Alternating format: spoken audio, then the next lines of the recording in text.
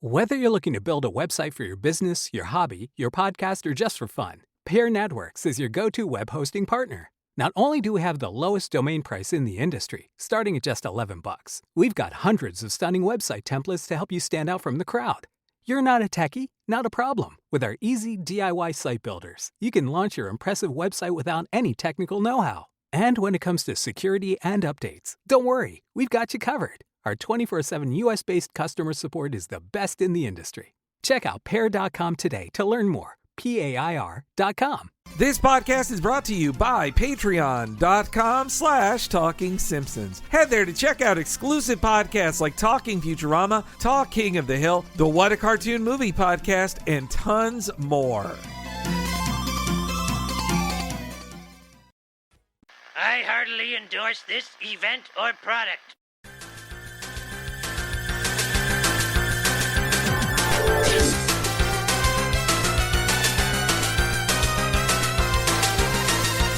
Ahoy hoy everybody, and welcome to Talking Simpsons, a mighty big kettle of premarital doodly. I'm one of your hosts, the Hobo Oscar nominee Bob Mackey, and this is our chronological exploration of The Simpsons. Who is here with me today, as always? Your best friend's gay baby, Henry Gilbert.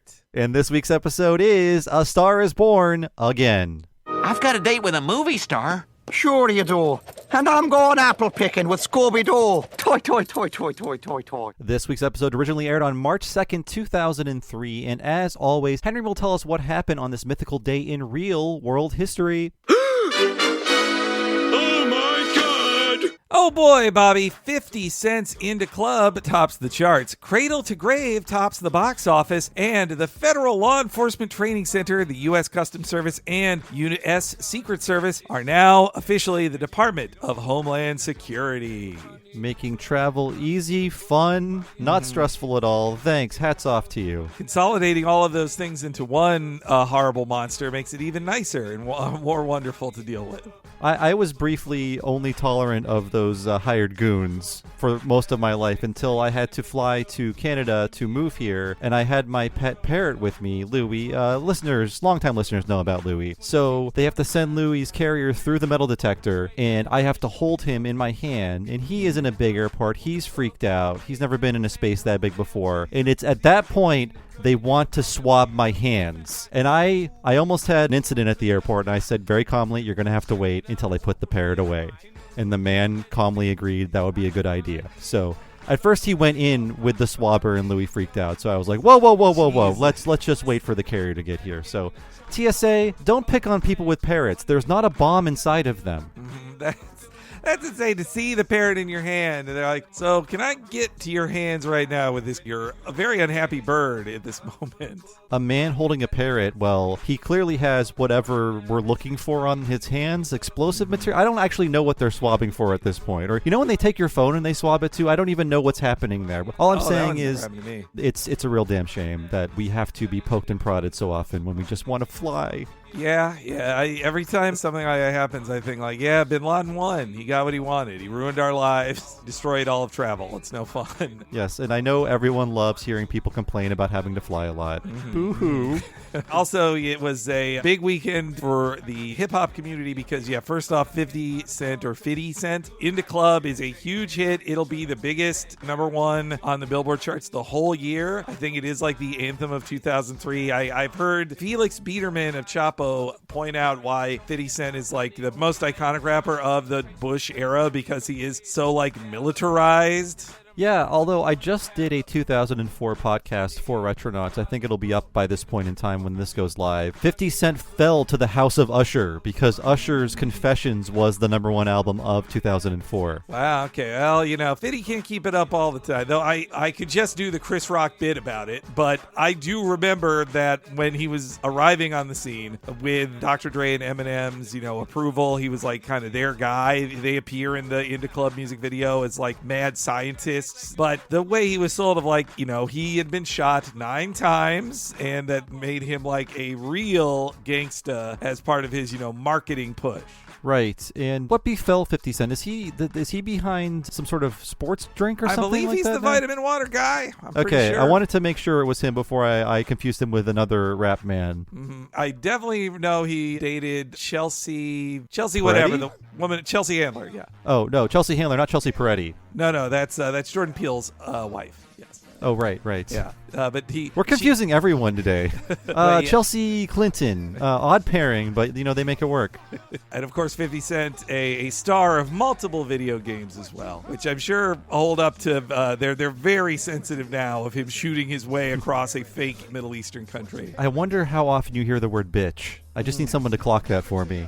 I think there's a swear button in it. I remember that being a thing fans of the game really loved about it. Yeah, I mean, characters in the games that we play now stop saying bitch, but there was a real peak bitch. I think it crested when the Catwoman DLC came out for Arkham City, and everyone was like, let's get that bitch! You really did hear that. I think even Paul Dini complained about that. He's like, did I need to say bitch? Because he helped write the game, but I think he was washing his hands of the this interstitial dialogue. The barks, as it were. Ah, right. And yes, Cradle to Grave, it was part of I saw this movie in theaters. It was part of an unofficial Now, Henry, I'm going to trilogy ask of you, films. put the back in the title, and then say it. Oh, Cradle to the Grave. Boy, There you go. I don't know why I keep doing this. We have to give you a CAT scan. We have to find out where the missing thes went. Cradle to the Grave is part of an unofficial trilogy of films directed by Andrzej Bartkowiak, an Eastern European film director, but this was his second movie with Jet Li, his third movie with DMX. They team up together. It's a kung fu guy and a street smart guy who's a diamond thief. The coolest scene in the whole movie, and also Gabrielle Union's in it, she's good too, but the coolest scene in the movie, as I remember, is the late DMX, for no good reason, finds an ATV while he's the cops are chasing him, and he also beats up the cops in the start of the scene, which I'm like, man, I feel like you don't see this. Nobody in a Fast X movie gets to beat up the cops anymore. It was just cool. And then he gets on a fucking ATV and drives over a cop car while his X Gonna Give It To You song goes over it. It's the coolest he ever looked on screen, DMX. Was that the debut of X Gonna Give It To You? I think it was a pretty established song at that point. Okay. But I was wondering if it debuted on this soundtrack, but innovating in titles by making the word 2 the number 2. And we're going to see that a lot in the future. I think it was in the theater at the same time as Too Fast, Too Furious, actually. It makes you think it's a sequel to something, though. When I see that title, I'm like, where's Cradle to the Grave 1? Where's Cradle 1 to Grave? Also, I think I saw them too because, Jet Li, I was a big Hong Kong action fan, and Jet Li had made his move over to America, and I think thanks to the success of Rush Hour, there were a lot of, famous black star with famous Hong Kong star, and Jet Li, well, it was Aaliyah in the first movie in Romeo Must Die, and now DMX, who was like a supporting player in Romeo Must Die, he moved up to co-star with Jet Li in this one. Oh, and also, all of them had Anthony Anderson in them, and the token white guy in the movies were Tom Arnold. Oh, hey, he's always fun. I believe he was the cinematographer for the Lethal Weapon movies, so that's how he got this big director gig. Yeah, I'm looking at his filmography, and we have Romeo Must Die, Exit Wounds, and then we start getting into Uwe Boll territory because we have Doom, and then Street Fighter, The Legend of Chun-Li. And there's a few more after that. We can just stop there, though. Yep, yeah. Have you covered that Doom movie I feel like we talked about that Chun-Li movie on a Retronauts. We did, I think, a decade ago. Have not covered Doom yet. I've always been a little bit curious about that movie, though. It's, okay, funniest thing about the Doom movie, and then we can move on. The funniest thing about the Doom movie to me was that the trick of the movie is that you think The Rock is the lead hero when he then turns out to not be the hero. But in the middle of the movie, he just says fuck! And that's like the first swear said, and then swears are said the rest of the movie. And it's a really interesting turn where it's like a PG-13 movie, and then in the middle they're like, you know what? We're an R-rated movie now. They just made the movie becomes self-aware and it crosses the fuck barrier. Mm-hmm. And yeah, remember when everybody said that wow, they did a scene in first person. Isn't that amazing? They're all forgetting about the terrible adaptation of the Raymond Chandler story, Lady in the Lake. That was a first-person movie. They didn't do that again for a lot of reasons. Yeah. But that's what happened on the day this episode, All About Hollywood, aired. And yes, today we are talking about the season 14 episode, A Star is Born Again, and it is a parody of Notting Hill, the 1999 mega hit romantic comedy. I know I was spying on Henry's Letterboxd account, and I know he is a recent viewer of Notting Hill. I abstained from watching this movie. Yeah, I mean, you were right too, Bob. It's I feel like I had seen some of it on cable, like one of those, well, as We Hate Movies would call it, like hangover viewing or something. But there's a reason romantic comedy cliches are so easy to make fun of, because when you watch something like Notting Hill from 1999, before everybody learned all the tropes and could make fun of them, it just hits every single one. I was like, oh, these are where the tropes came from. Yeah, I think I've seen so many parodies of these that I feel like I don't need to watch them. Mm-hmm. But the clever trick of it is, in case you haven't seen Notting Hill, from the writers Richard Curtis, who would go on to write Love Actually, and I believe he's like one of the co-creators of Mr. Bean. But so basically it's a British movie with one American in it, and Julia Roberts plays a fake Julia Roberts, but just even though they call her like Anna in the whole movie, you're just like, no, you're Julia Roberts. This is about what if Julia Roberts dated a regular guy. And yeah. And Hugh Grant's in the movie because Wonka is currently in theaters and Hugh Grant looks absolutely miserable during the press tour for that movie. My wife sent me a compilation of headlines like Hugh Grant hates life, self. Hugh Grant hates every movie he's been in. Wonka, miserable movie, says Hugh Grant. Just, he's not having a great time. I don't want to say I feel bad for this man who has, fame and wealth and everything, but what's going on, Hugh Grant? What movie do you want to be in? I thought he seemed like he was having, or at least he was masking his revulsion better when he was doing interviews for the D&D movie. I thought he seemed to be having an all right time in those interviews, but... Yeah. Oh, he was in that? Yes, yeah, he's... Well, guess what, Bob? The most famous guy in the movie's a villain, but who's British. Like, yeah, he's just like the other D&D movie. Yep, yeah, he is the Jeremy Irons of that movie. Though that movie's much better. I mean, it'd be hard to not be better. Yeah, it's just, we're past the holiday season now, but I've been seeing a lot of trailers for Wonka, and I thought, seeing Hugh Grant as that Oompa Loompa, he's stealing work from little people, but aside from that, I just think this is a low for you. Mm-hmm. You don't look like you want to be doing this, and I feel bad for you.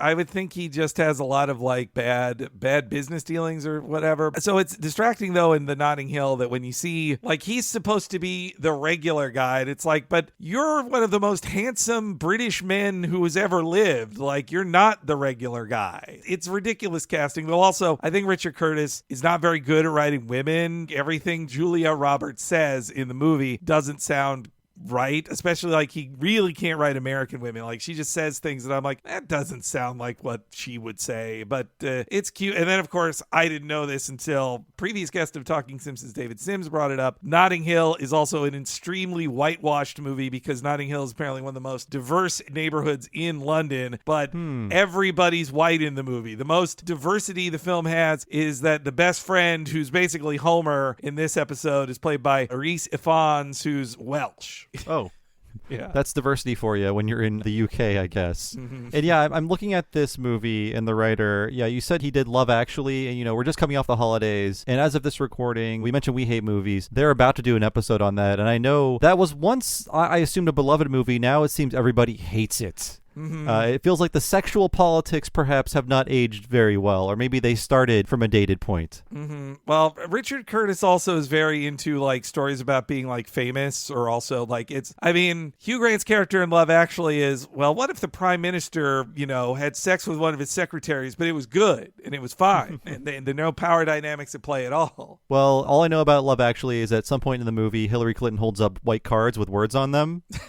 Yes, I could be confusing that with something else, though. I'm not sure. In Notting Hill, though, I think the most famous line is like, but I'm just a girl standing in front of a boy asking him to love her. Like, I think that's like the most famous line. And also when I watched the movie, like maybe I'm going to say maybe because it's British, it seemed less cliche to use American songs in this way. But like, guess what? When she breaks up with him at a certain point in the movie, what song plays? Ain't No Sunshine When She's Gone. Wow.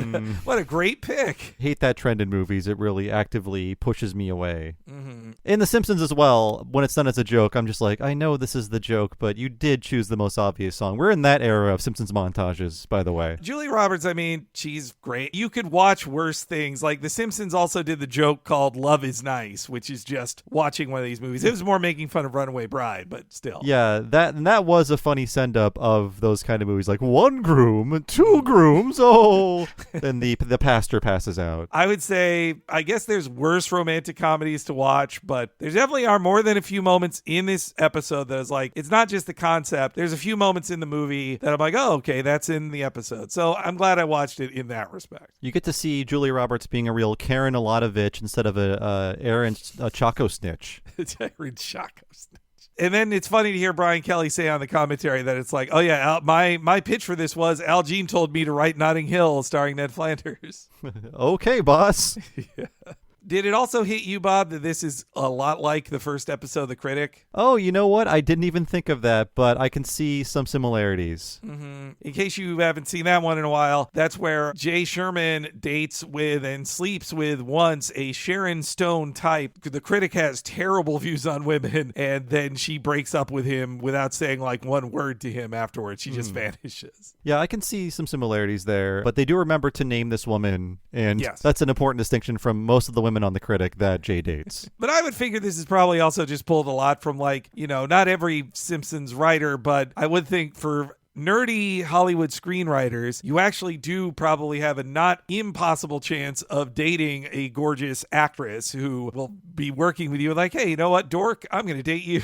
Sometimes it happens. I think Arthur Miller is name checked in this episode. It happened to him. Mm-hmm. Lyle Lovett is famous. Like he wasn't just some nobody. He is less attractive than Julia Roberts, but yeah. Also, I do think this is a better Ned post-Widow episode than the last one with the Praise Land. I'm losing track because there's been a handful of them, and they kind of run together in my mind because they try to set Ned up immediately after his wife dies in Alone Again Natural Diddley, and then there is the episode where he dates the singer, correct? Yeah. Who is she from the end of Alone Again Natural Diddley? Yeah, it's the same Sean Colvin character, and then he cuts her hair into mods, and it horrifies her. And then they both realize he's not ready for something like that. And I guess the tragedy of these Ned episodes is that he can never actually stay with the woman. Mm-hmm. And then when they find him a woman to stay with, the voice actress dies. It's a cursed position to be married to Ned Flanders in many ways. I mean, also funny timing that like Maggie Roswell is back in this episode when they really, I stand by, just unkill Maude. I wish they'd have done it. Now does feel too late, but in season 14 it was not too late. They could have just written one bad episode where Maude comes back to life and we move on with it. Yeah, they say they can't think of a way to bring her back. I think, let's say if a David Merkin figure was in charge of the show, he would do it just to annoy people, but it would be for the better of the entire show. Mm-hmm. Well, okay. The problem with her death scene is Dr. Hibbert is right there to pronounce her dead. We don't see her body, but he does, and Ned seemingly does too. There's no way, like, her body doesn't disappear. If she fell off into nothing, you'd have some chance there, but... It could have been a real Obi-Wan. I thought you said Maude was dead. Yes, in a manner of speaking. Briefly she was, but then we resuscitated her and we had to hide her from you. That, like, I mean, look, it doesn't make sense and the excuse would be crappy, but the end result would be better than Ned dating. I also just don't like that these Ned dating ones, they turn Homer into a wingman, but I just don't like him in that position with Ned. They turn him into a weird bro. I mean, Homer, I guess they're trying to rehabilitate him from being less of the party animal that Mike Scully made him into, but those qualities still seep through, and I don't like when Homer is actively horny for other women in an uncomfortable way, which happens in this episode. Yeah, I'm not a fan of wingman Homer either, and it just doesn't feel comfortable for him and Ned. Like, it's a relationship they never have except in the rare Ned dating episodes where he's like, Homer, I gotta turn to you for advice. Every other time, Ned is never looking for advice, knows what he wants, and Homer does not want to be his friend. Yeah, Homer briefly drops his guard when Ned needs dating advice, but yeah, it is an odd pairing because Homer, he is happily married, but has not actively been dating since before he met Marge, so I don't know, 20 years ago? Yeah, Homer has literally no game. I think he has not dated a woman. It's plausible to say Homer has not slept with any woman other than Marge. Yeah, possibly. Same with Versa Vice, but...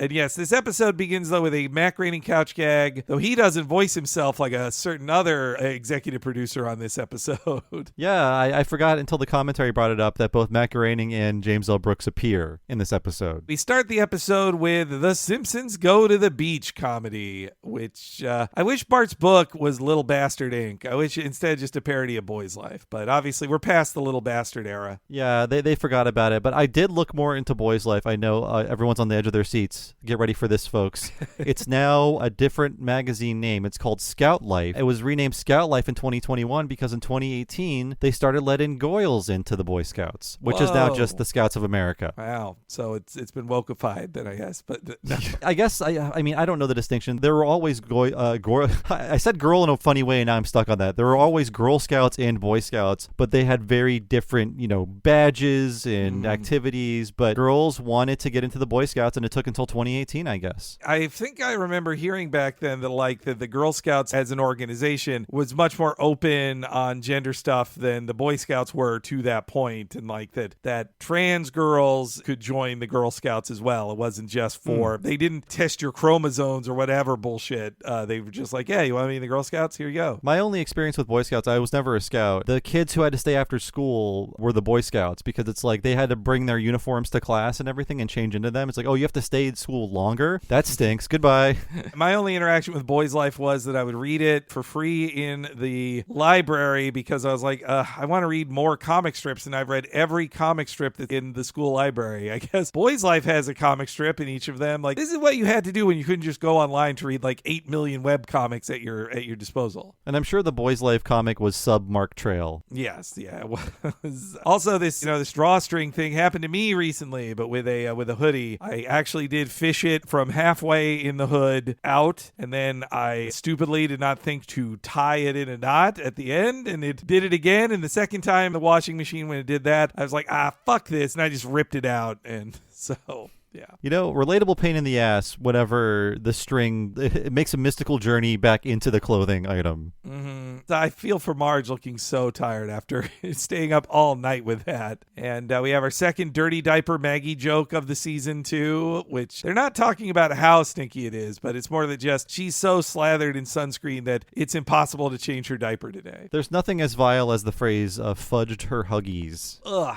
Man, thank you for reminding me of that. God, that is one of the grossest things. Then there's one of these, the only secret deleted scene on the DVD is here. So after the Maggie sunscreen thing, it's a clever joke. I kind of wish they kept it in. Homer's about to park at the parking lot for the beach. He's told it's $20. He says, man, when I was a kid, it was 18. Which, that's a good joke. I did watch this deleted scene on the disc, and then they go over the severe tire damage spikes the right way, and then they back out the wrong way, and Lisa's like, oh, I always wondered how those worked, and they decide to leave the car. We're getting more severe tire damage spike comedy. It used to be a hallmark of the classic Simpsons, now it's back. Do you think they cut it because they're like, oh, wait, we've done Homer here, except it should be all 4 tires. Don't. That's much better. Mm. And then we find out that this is a special jellyfish day at the beach where red jellyfish wash up on the beach. Brian Kelly says he took that from his own childhood, except it was not a celebrated thing. It was a nuisance. Yeah, people don't normally like when this happens. And he was talking about on the commentary how he was once stranded on a raft when the tide came in or whatever phenomenon happens that brings all the jellyfish in. He had to swim through all the jellyfish and it scarred him for life. And apparently one little sting is not a big deal, but when a bunch of them are constantly stinging you as you're going back to land, it does hurt. I think I've seen one or two. It's not like I go to the beach all the time, but as a kid, I think I saw a jellyfish here or there on the beach. And I think I got one time, it definitely felt like I had been stung by a jellyfish, but I cannot say for sure. But I never seen all of these, a bunch of dead ones on the beach like this. But then I didn't grow up in the New England area like most of the Simpsons writers. And you're not supposed to pee on it. That's just a joke people tell you to get you to pee on yourself, so don't do it. Oh, man. The Suns, I didn't realize that. That's, I blame Friends in the scene featuring the late Matthew Perry. TV's full of lies. Mm-hmm. Though they celebrated in Springfield, where I would have held this episode to air in May if they're going to do a third Tuesday of May sweeps joke in the episode. And if they're going to the beach. I mean, they've never observed the actual month the episode is airing in, but it was like, oh, we're in early March and they're going to the beach. Actually, this month is really crazy because the Spelling Bee episode was the school year is beginning episode, and now we're going to the beach in May. Back to school. And did you get this reference to the Fox network getting a new president? Oh, I mean, I looked up the number of presidents, but I had assumed that this was is this still them just mad about the critic? It's partially that. So Lisa is saying, the jellyfish thing happens every year, like the swallows are turning to Capistrano, and then Bart says, or like the Fox network getting a new president. And I think this is a reference to recent events where Doug Herzog was the president just from 1999 to 2000. But the guy who canceled the critic, who Mike Reese on the record just hates with all of his being, John Matoyan, he was there from 95 to 96. So Fox had a few presidents that only hung around for like 18 months. But I assume, and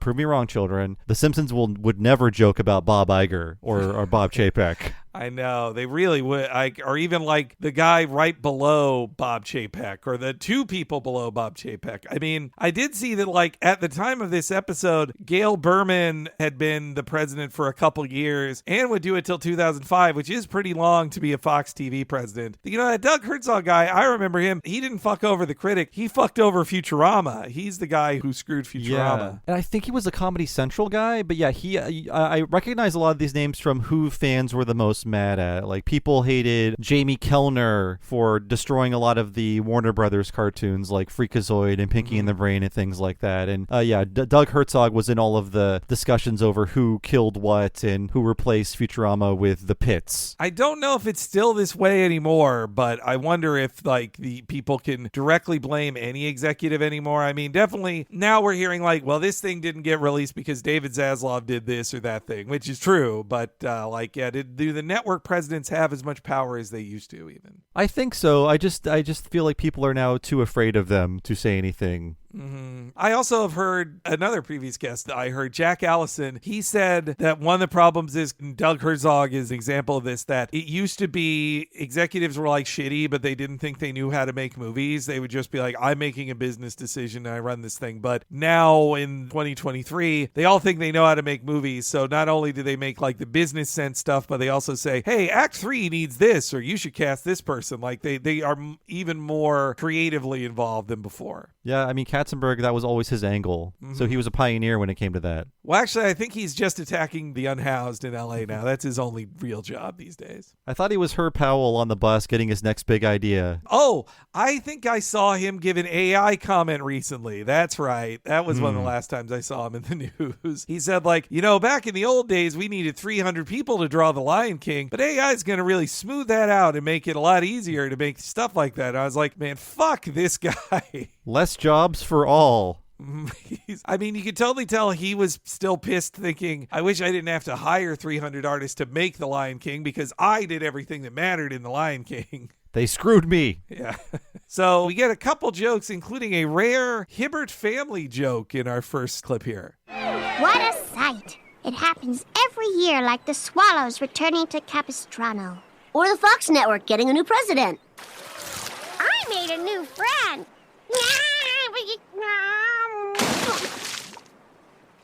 I'm going to Africa to see lions and giraffes and monkeys and Santa and gorillas and... Daddy, why is everyone so happy the jellyfish are back? Well, in the old days, people thought jellyfish venom had curative properties. Now we know it just makes things a whole lot worse. Like laser eye surgery? Exactly. Yeah, we don't see his Cosby-style family often. They were really introduced in the Bart Sells His Soul episode. When they go into Moe's. I feel like that's the last time one of his kids has spoken in the show. Like it smells like pee-pee in here or something like that. Yeah. But this time they're back to, like, I guess just dunk on laser eye surgery, which they haven't done that since Bart to the Future. Maybe their third joke about LASIK. Did things like this make you terrified of actually getting it? Oh, sure. I mean, well, not this joke. I mean, Homer's crusting eyes and Ned saying, oh, they don't tell you they fall out in 10 years. Now, all those things are not true. I did have, my old California optometrist had told me, they suggested against me looking into it even because they said, my eyes are so bad that they probably can't cut. I don't have enough meat in my eyeballs to cut into to make my eyes good. I have a sense that my optometrist was very anti-LASIK and was just trying to talk me out of it. I'm curious. I'm going to see what my Seattle optometrist has to say in the new year on this. Well, we are in the future. I think we will get the Geordie LaForge robot eyes soon. I could use them. Last I checked, my eyes had plateaued some, but it's been 13 months since my last eye doctor visit. So I'm due for one into the new year. And I'm lucky enough to have the insurance to do it. So So good for me. I have, okay. I think it's starting to slip a little bit. We're just checking in with our listeners so they know what our vision's up to lately. But I think I'm still on the brink of Tiny Text needing some kind of assistance, but maybe in a year or two I'll be there. I'm still glassesless. Repeat, glassesless. I'm still very jealous of my husband's 20/20 or maybe 20/25 vision. Like, he can just see everything clearly. I'm very jealous of that.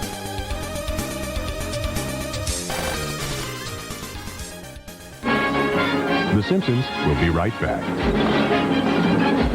Flanders dates a movie star. She does look pregnant. Now, who might you be? A tabloid? They're one of those really strong men? The Simpsons. Monday at 6 on WB33.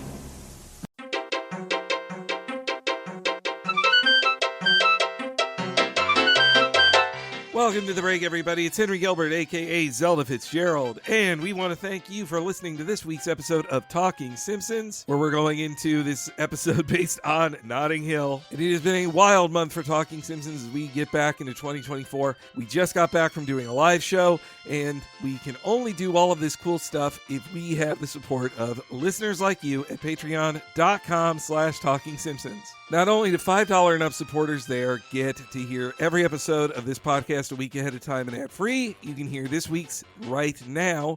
You also get access to a ton of exclusive podcasts, like every month we do a new episode of Talking Futurama and Talk King of the Hill, where we cover both of those shows super in-depth, just like we do an episode of The Simpsons. There are so many awesome podcasts there you are not hearing, and you can hear our huge back catalog of all the previous episodes of us covering Futurama and King of the Hill, every episode of The Critic, every episode of Mission Hill, and many of our favorite episodes of Batman the Animated Series. Check it out for yourself at patreon.com/Talking Simpsons.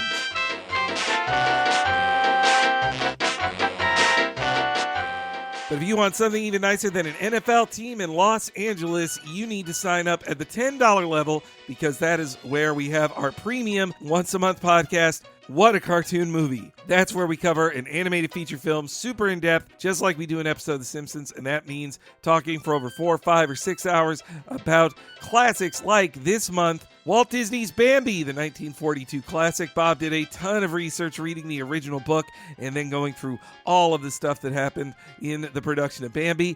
And this month, you will hear us talking about Porco Rosso, Hayao Miyazaki's classic about the Crimson Pig that we all love so much. That's also about making cartoons. And those are just the two most recent ones. We have over 5 years of What a Cartoon Movies that you can hear. Us covering everything from Akira to A Goofy Movie, Spider-Man Into the Spider-Verse to Beavis and Butthead Do the Universe, and our longest podcast ever, 6.5 hours, about Who Framed Roger Rabbit, and many other great 6-hour-long podcasts too. Please check it all out for yourself at patreon.com/Talking Simpsons.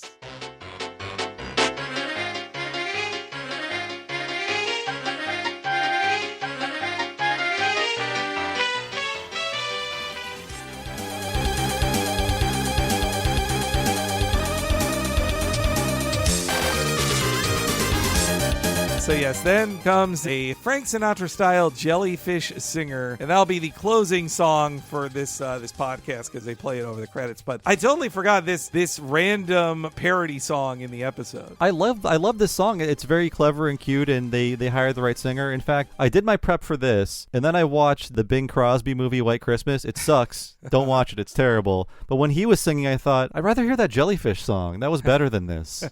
Letterbox snooping. I read yours too. I forgot that the plot of it, I think I got it mixed up with Holiday Inn, but is it White Christmas or Holiday Inn that has the minstrel show in it? It's very funny in giant quotes, because Holiday Inn has the minstrel number in which the performers are in blackface singing about "Thank you, Mr. Lincoln" and everything like that for the President's Day song, or for the Lincoln's birthday song, because I believe every song in that movie is based on a holiday, and that's why White Christmas is in that movie. White Christmas, there is not a minstrel performance, but there is a song about how much they love minstrel shows. So weird.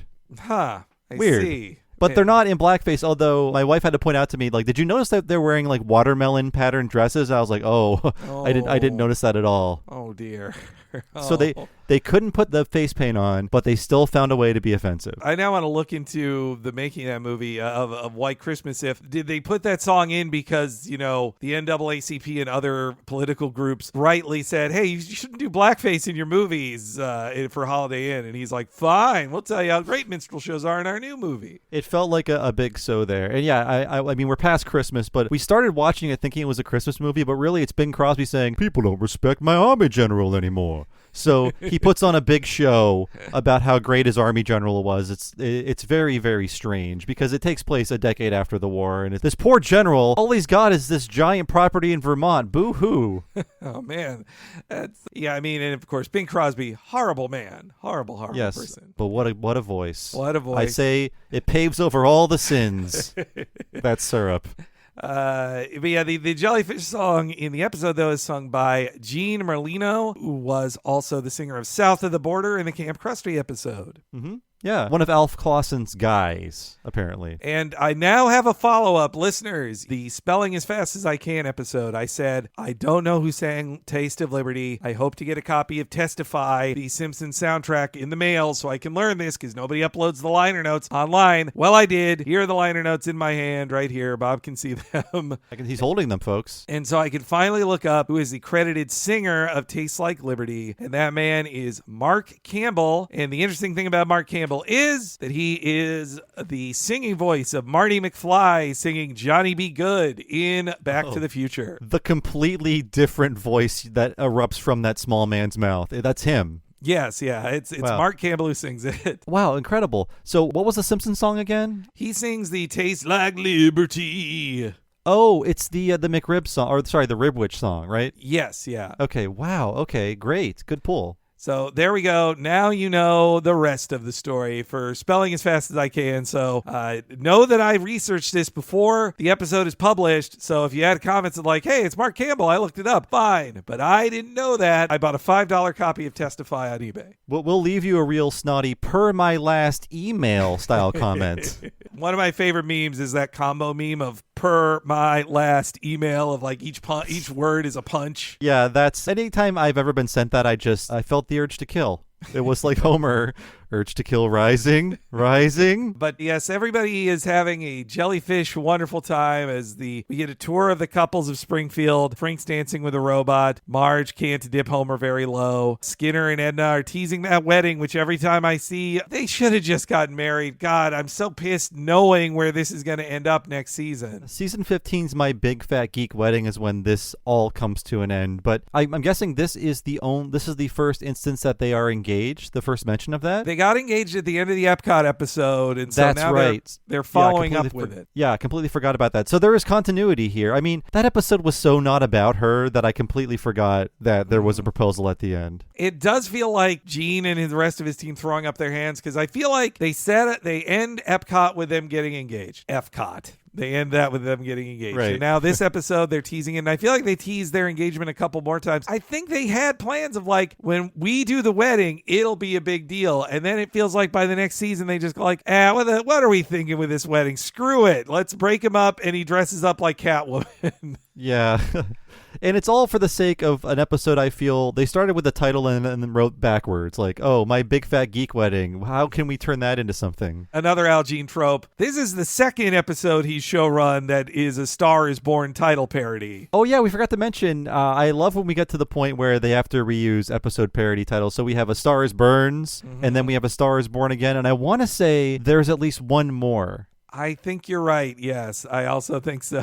I mean, look, there's only so many classic movies that Al Jean wants to take the titles from. I get it. And now the Lady Gaga version has overwrote the old version, right? People love that movie from 5 years ago, I think. Mm-hmm. Yeah. I mean, Bradley Cooper, it's his big directorial moment there. Yeah, I mean, the Streisand one did not erase the Streisand Chris Christopherson one didn't erase it, but I think Lady Gaga, with her wonderful original songs in it, I think that erased it. Yes, yeah. Though she didn't win an Oscar for that. Will she win an Oscar for playing Harley Quinn next year in the Joker 2? We shall see.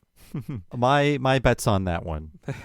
And then we also see, this is almost like a Muppet Show style, like tour of the couples. I thought the exact same thing as they're all dancing and we get like little jokes from all the couples. Actually, the same thing was in White Christmas. I think like, oh, that used to be a stock movie scene just to work in little jokes, and the Muppets took that and ran with it. Characters dance by the camera and they each say their joke. And we get Clancy and Sarah, which she says the only word she ever said back then, oh, Clancy.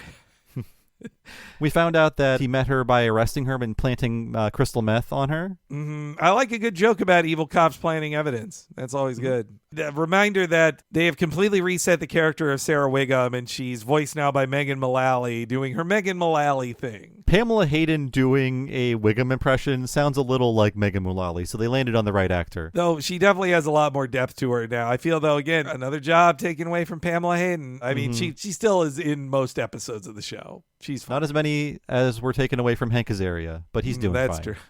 Boy, this has probably been a rough year for Hank Azaria. I think Matthew Perry was like his best friend.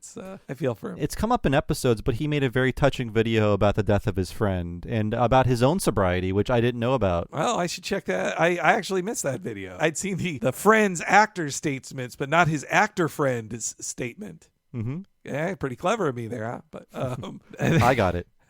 Now I get it.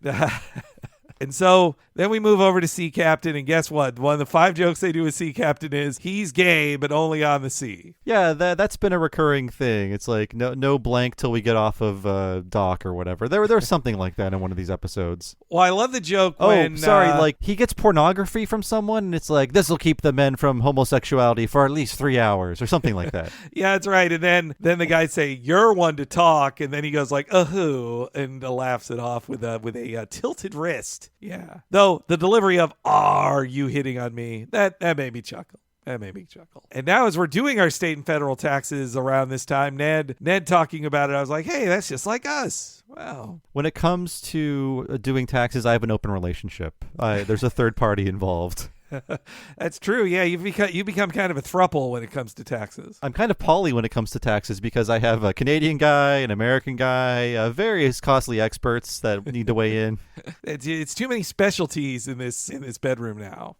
It's true. But yeah, Homer, I do like Homer too, rubbing it in, just like, oh yeah, this isn't for widows. You're gonna miss Cinco de Ocho and the Hobo Oscars, which those are good random things to bring up. The tongue kissing festival is a good one. Mm-hmm. And so Ned walks away. He gets a newspaper in his face that lonely men die early. And then, I think that's actually true if you look at the stats.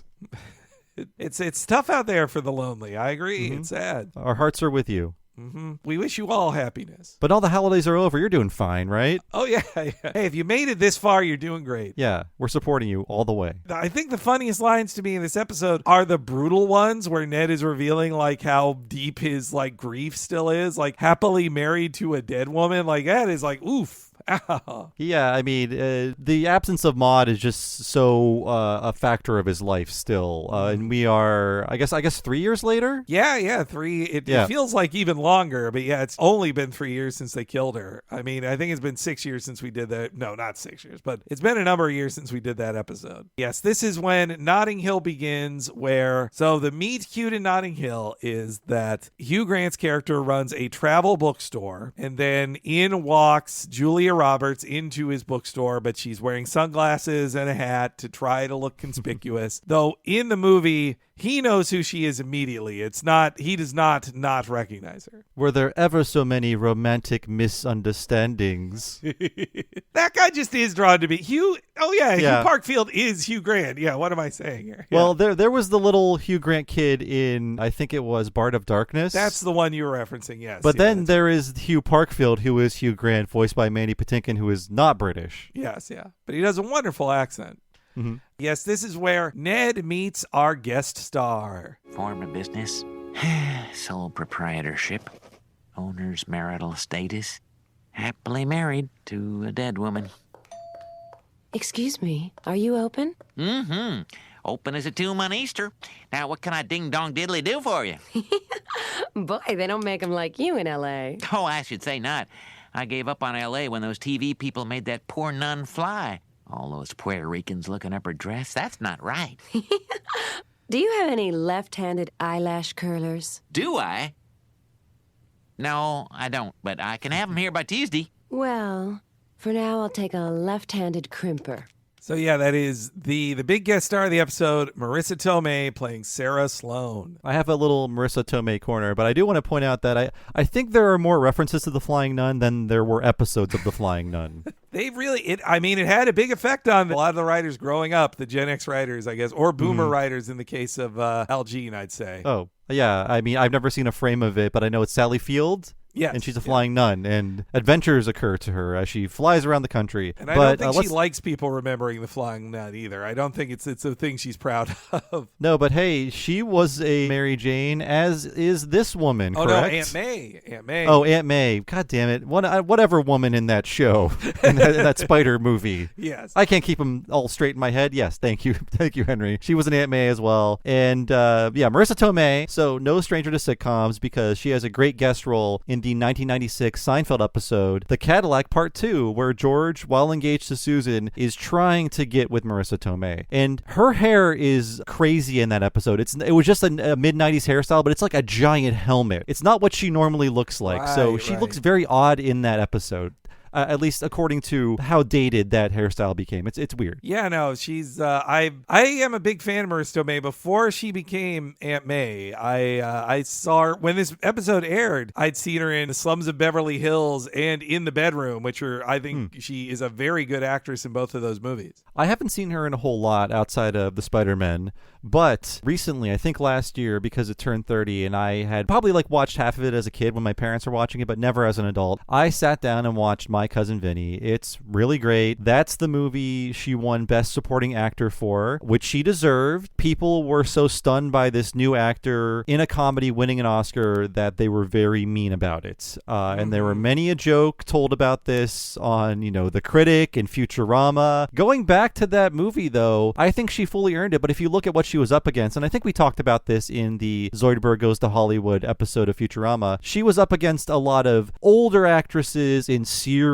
movies. So I think this Dark Horse winning made everyone think oh, this was a fix. Yeah, I mean, the movies like Husbands and Wives and Howard's End and Enchanted April, those were what were viewed as the important good actress movies back then. And I think especially Joan Plowright and Hal Wright and Vanessa Redgrave, they were seen as much more serious actresses. It felt like a lot of classicism mixed in with, of course, misogyny and the jokes directed at Marissa Tomei, for sure. Yeah, and I don't know if you have the clip, but there's a Critic reference that's very mean. It's also very mean to Cher as well. Oh, yes. Yeah, sorry. I didn't set it aside. I can get it real quick. Hello? Hello, Jay. This is the devil. Despite what you think, I am not the reason Cher won an Oscar. I am the reason Marissa Tomei won an Oscar. There you have it. And Cher is in this episode. Well, the Cher Crow was in this episode. So a lot of things we're talking about are appearing here. But I also saw Moonstruck for the first time a couple weeks ago, which was Cher's Oscar role. And, she wasn't as impressive as Tomei was in My Cousin Vinny. But I think she won because people were like, oh, I guess she can do this now. And yeah, it's a great movie. She does a great job in it, and they both deserve to win. When I read the Snopes article about it, it mentioned for Marissa Tomei that a lot of these conspiracy theories link back to Rex Reed, who was a shitty film reviewer who had a lot of influence back in the 90s. I believe he did a joke that he pushed as a real thing that Jack Palance, who read the Oscar winner for that category, misspoke or perhaps was too old and made a mistake and said the wrong name, which now that we've lived through what happens when you say the wrong name, we know that that's not what happens at the Oscars when you say the wrong name of a winner. Oh yeah, these are the Oscars in which Jack Palance did the one-arm push-ups. Yeah. Very famous. When I pulled up that scene from the 10th episode, Dr. J, one of the best episodes of The Critic, I thought oh yeah, Al Jean says on the commentary he directed her. And I'm like, I hope she didn't remember that on the show you ran, you had a very mean joke about her. I think she understands it was open season on her for, 5 years, and everyone is like, oh, this is the person we're allowed to make fun of. So I don't think she would have any hard feelings. But in terms of what she was doing at this point in time, I assume she was here to promote Anger Management because that would be in theaters the following month. The Jack Nicholson and Adam Sandler movie. And of course, We can't forget she was nearly the lead of an animated show. She played Raquel Smash and Burn in the pilot for the very short-lived animated sitcom Game Over. And if you don't know what that is, we did an entire Retronauts episode about it. But Lucy Liu ended up playing the mom character in the series proper, but apparently there was a pilot that never aired, and it was Marissa Tomei. That's insane. I mean, credit to her for getting unattached from that before it goes to series, that she was able to wriggle out of that one. Bob produced a whole Retronauts on that I was on. It is, if we had done it for What a Cartoon, it would be the worst cartoon we ever covered on our podcast. Yeah, absolutely. Worse than Capital Critters even. But, yes. She won in 92, and then she was nominated for In the Bedroom and The Wrestler. So, it wasn't a fluke. She is great. Oh, yeah. I'm glad she escaped the Marvel Cinematic Universe.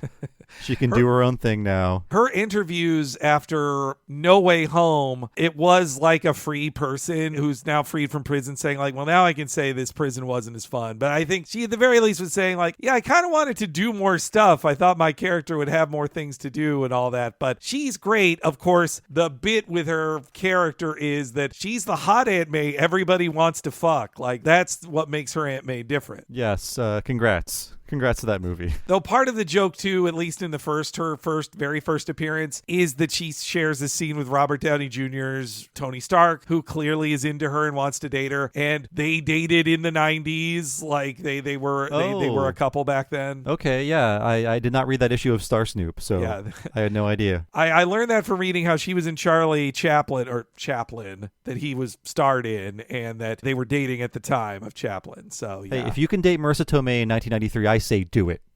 She's Don't look you can back. date her now. She is still, she's a gorgeous woman. If I wasn't a married man, who knows what could have happened? But it wasn't to be for me and Marissa Tomei. I hadn't seen My Cousin Vinny in the 90s. I didn't watch it until later, but I did see 1998 Slums of Beverly Hills, and that's where beforehand I had heard. I only knew Marissa Tomei for all of the jokes, like the critic in Futurama are hardly alone in it, of saying she was an undeserving Oscar winner. And I think everybody expected she'd go away, like, oh, she's somebody who wins an Oscar once and then goes away. But instead, she is in Slums of Beverly Hills and is so funny, like her and Natasha Lyonne. It's one of Natasha Lyonne's first movies. It's really, really good. It's a fun, dark, dirty period piece of the 70s, which... Yeah, I mean... Some people, I'm not saying she didn't deserve the Oscar, but some actresses like Halle Berry, they win the Oscar and then they do go away. Yes, yeah. Some of them go away because Harvey Weinstein destroys your career in some cases. That's true as well, yeah. Yeah. But, I mean, I feel for her that she had I looked up to, like, oh, what was she in when this came out?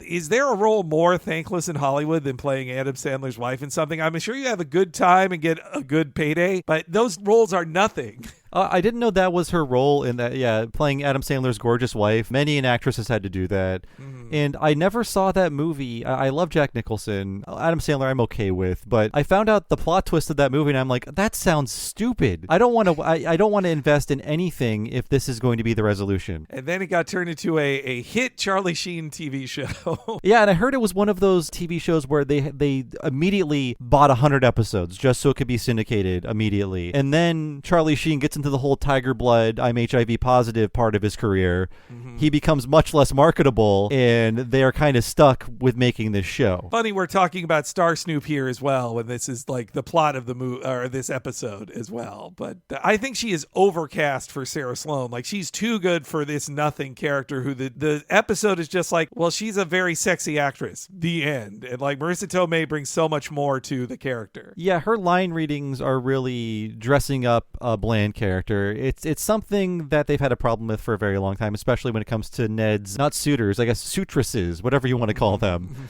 in that it's like, it's just a pretty woman to look at and there's nothing wrong with her. In fact, she was very funny on the show too. Julia Louis-Dreyfus playing Snake's girlfriend and Burns' girlfriend. The character is nothing, but the actor just makes the lines great and fun. But what's on the page is like, this is no one, this is nothing. They're too afraid to make a flawed or silly female character, so they just kind of sit on the page. Jerry Seinfeld's girlfriends are written with much more depth for their one-off episodes than a Simpsons girlfriend is. Yes, absolutely. I mean, partially, I think they sacrifice any characterization for the guest actress for a new girlfriend character because the family has to fit in somewhere, so they take up all the time. When it's Jerry Seinfeld's girlfriend, he's the main character, but when you have to make time time for the Simpsons family than you can't at Homer being a wingman to whoever's dating the guest star, then that takes, they're going to sacrifice even more time from the woman they cast. Marissa Tomei, she's wonderful as Sarah Sloane, and I'll have a couple more thoughts on her career as we go on, but I think the character they're writing her, though, as is more like Sharon Stone, I'd say. Yeah, and in fact, on the commentary, the director, Mike Marcantel, I believe his name is, said she's designed kind of like Sharon Stone because the actor's name is Sarah Sloane. And then going back to the critic, the actor Jay falls in love with, she is a Sharon Stone clone, basically. Yeah. She's in a Basic Instinct style movie. Boy, what if ABC was right to hate it being so filthy in that. Actually, speaking of how Mike Reiss talks crap on that John Matonen executive, or however it's pronounced, he talks crap on that executive, names his name. In his memoir I was just reading, Mike Reiss is nice about the guy who canceled the critic on ABC because that's Bob Iger.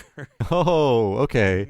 Can't step on those toes. Yeah, he's like, you know what? He was right. We didn't fit on ABC, and we moved over to Fox, and that was good. I think with John Matoyen, and we've talked about this on Talking Critic, it was more personal because John Matoyen literally would call Al Jean and Mike Reiss into his office, put on an episode of The Critic, and say, why do you think this is funny? Tell me why you think it's funny. And just being very aggressive about how much he hated the show. He was a jerk to them first, and I totally approve of Mike Reiss sharpening up his knives and naming names against like some asshole who still probably has a lot of power in Hollywood. But yeah, they then have some jokes about left-handed things, which I guess Sarah Sloane is left-handed, and that's why she's there, though she never like literally says that. Yeah, that's not explored. I'm surprised that's not explored anymore, and that could be something that they share in common they could bond over. But it's I mean, this is just being very nitpicky, but what time is it at the mall? Why, there's nobody else there. No other store appears to be open. You can't just leave your store open in the mall. I've worked at the mall before. I mean, in Notting Hill, which is a longer movie and has time to make excuses for things, she's in London to promote a film, so that's why she went to Notting Hill to look for a specific book. Sarah Sloane, in this episode, I thought I remembered, like, oh yeah, she's in town to film a movie. That is never mentioned. Like, Ned does go to a film set she's filming on, but she doesn't say, yes, I'm filming in Springfield, even though I live in LA, because we have all these LA specific jokes later. Like, none of that gets clear in this episode.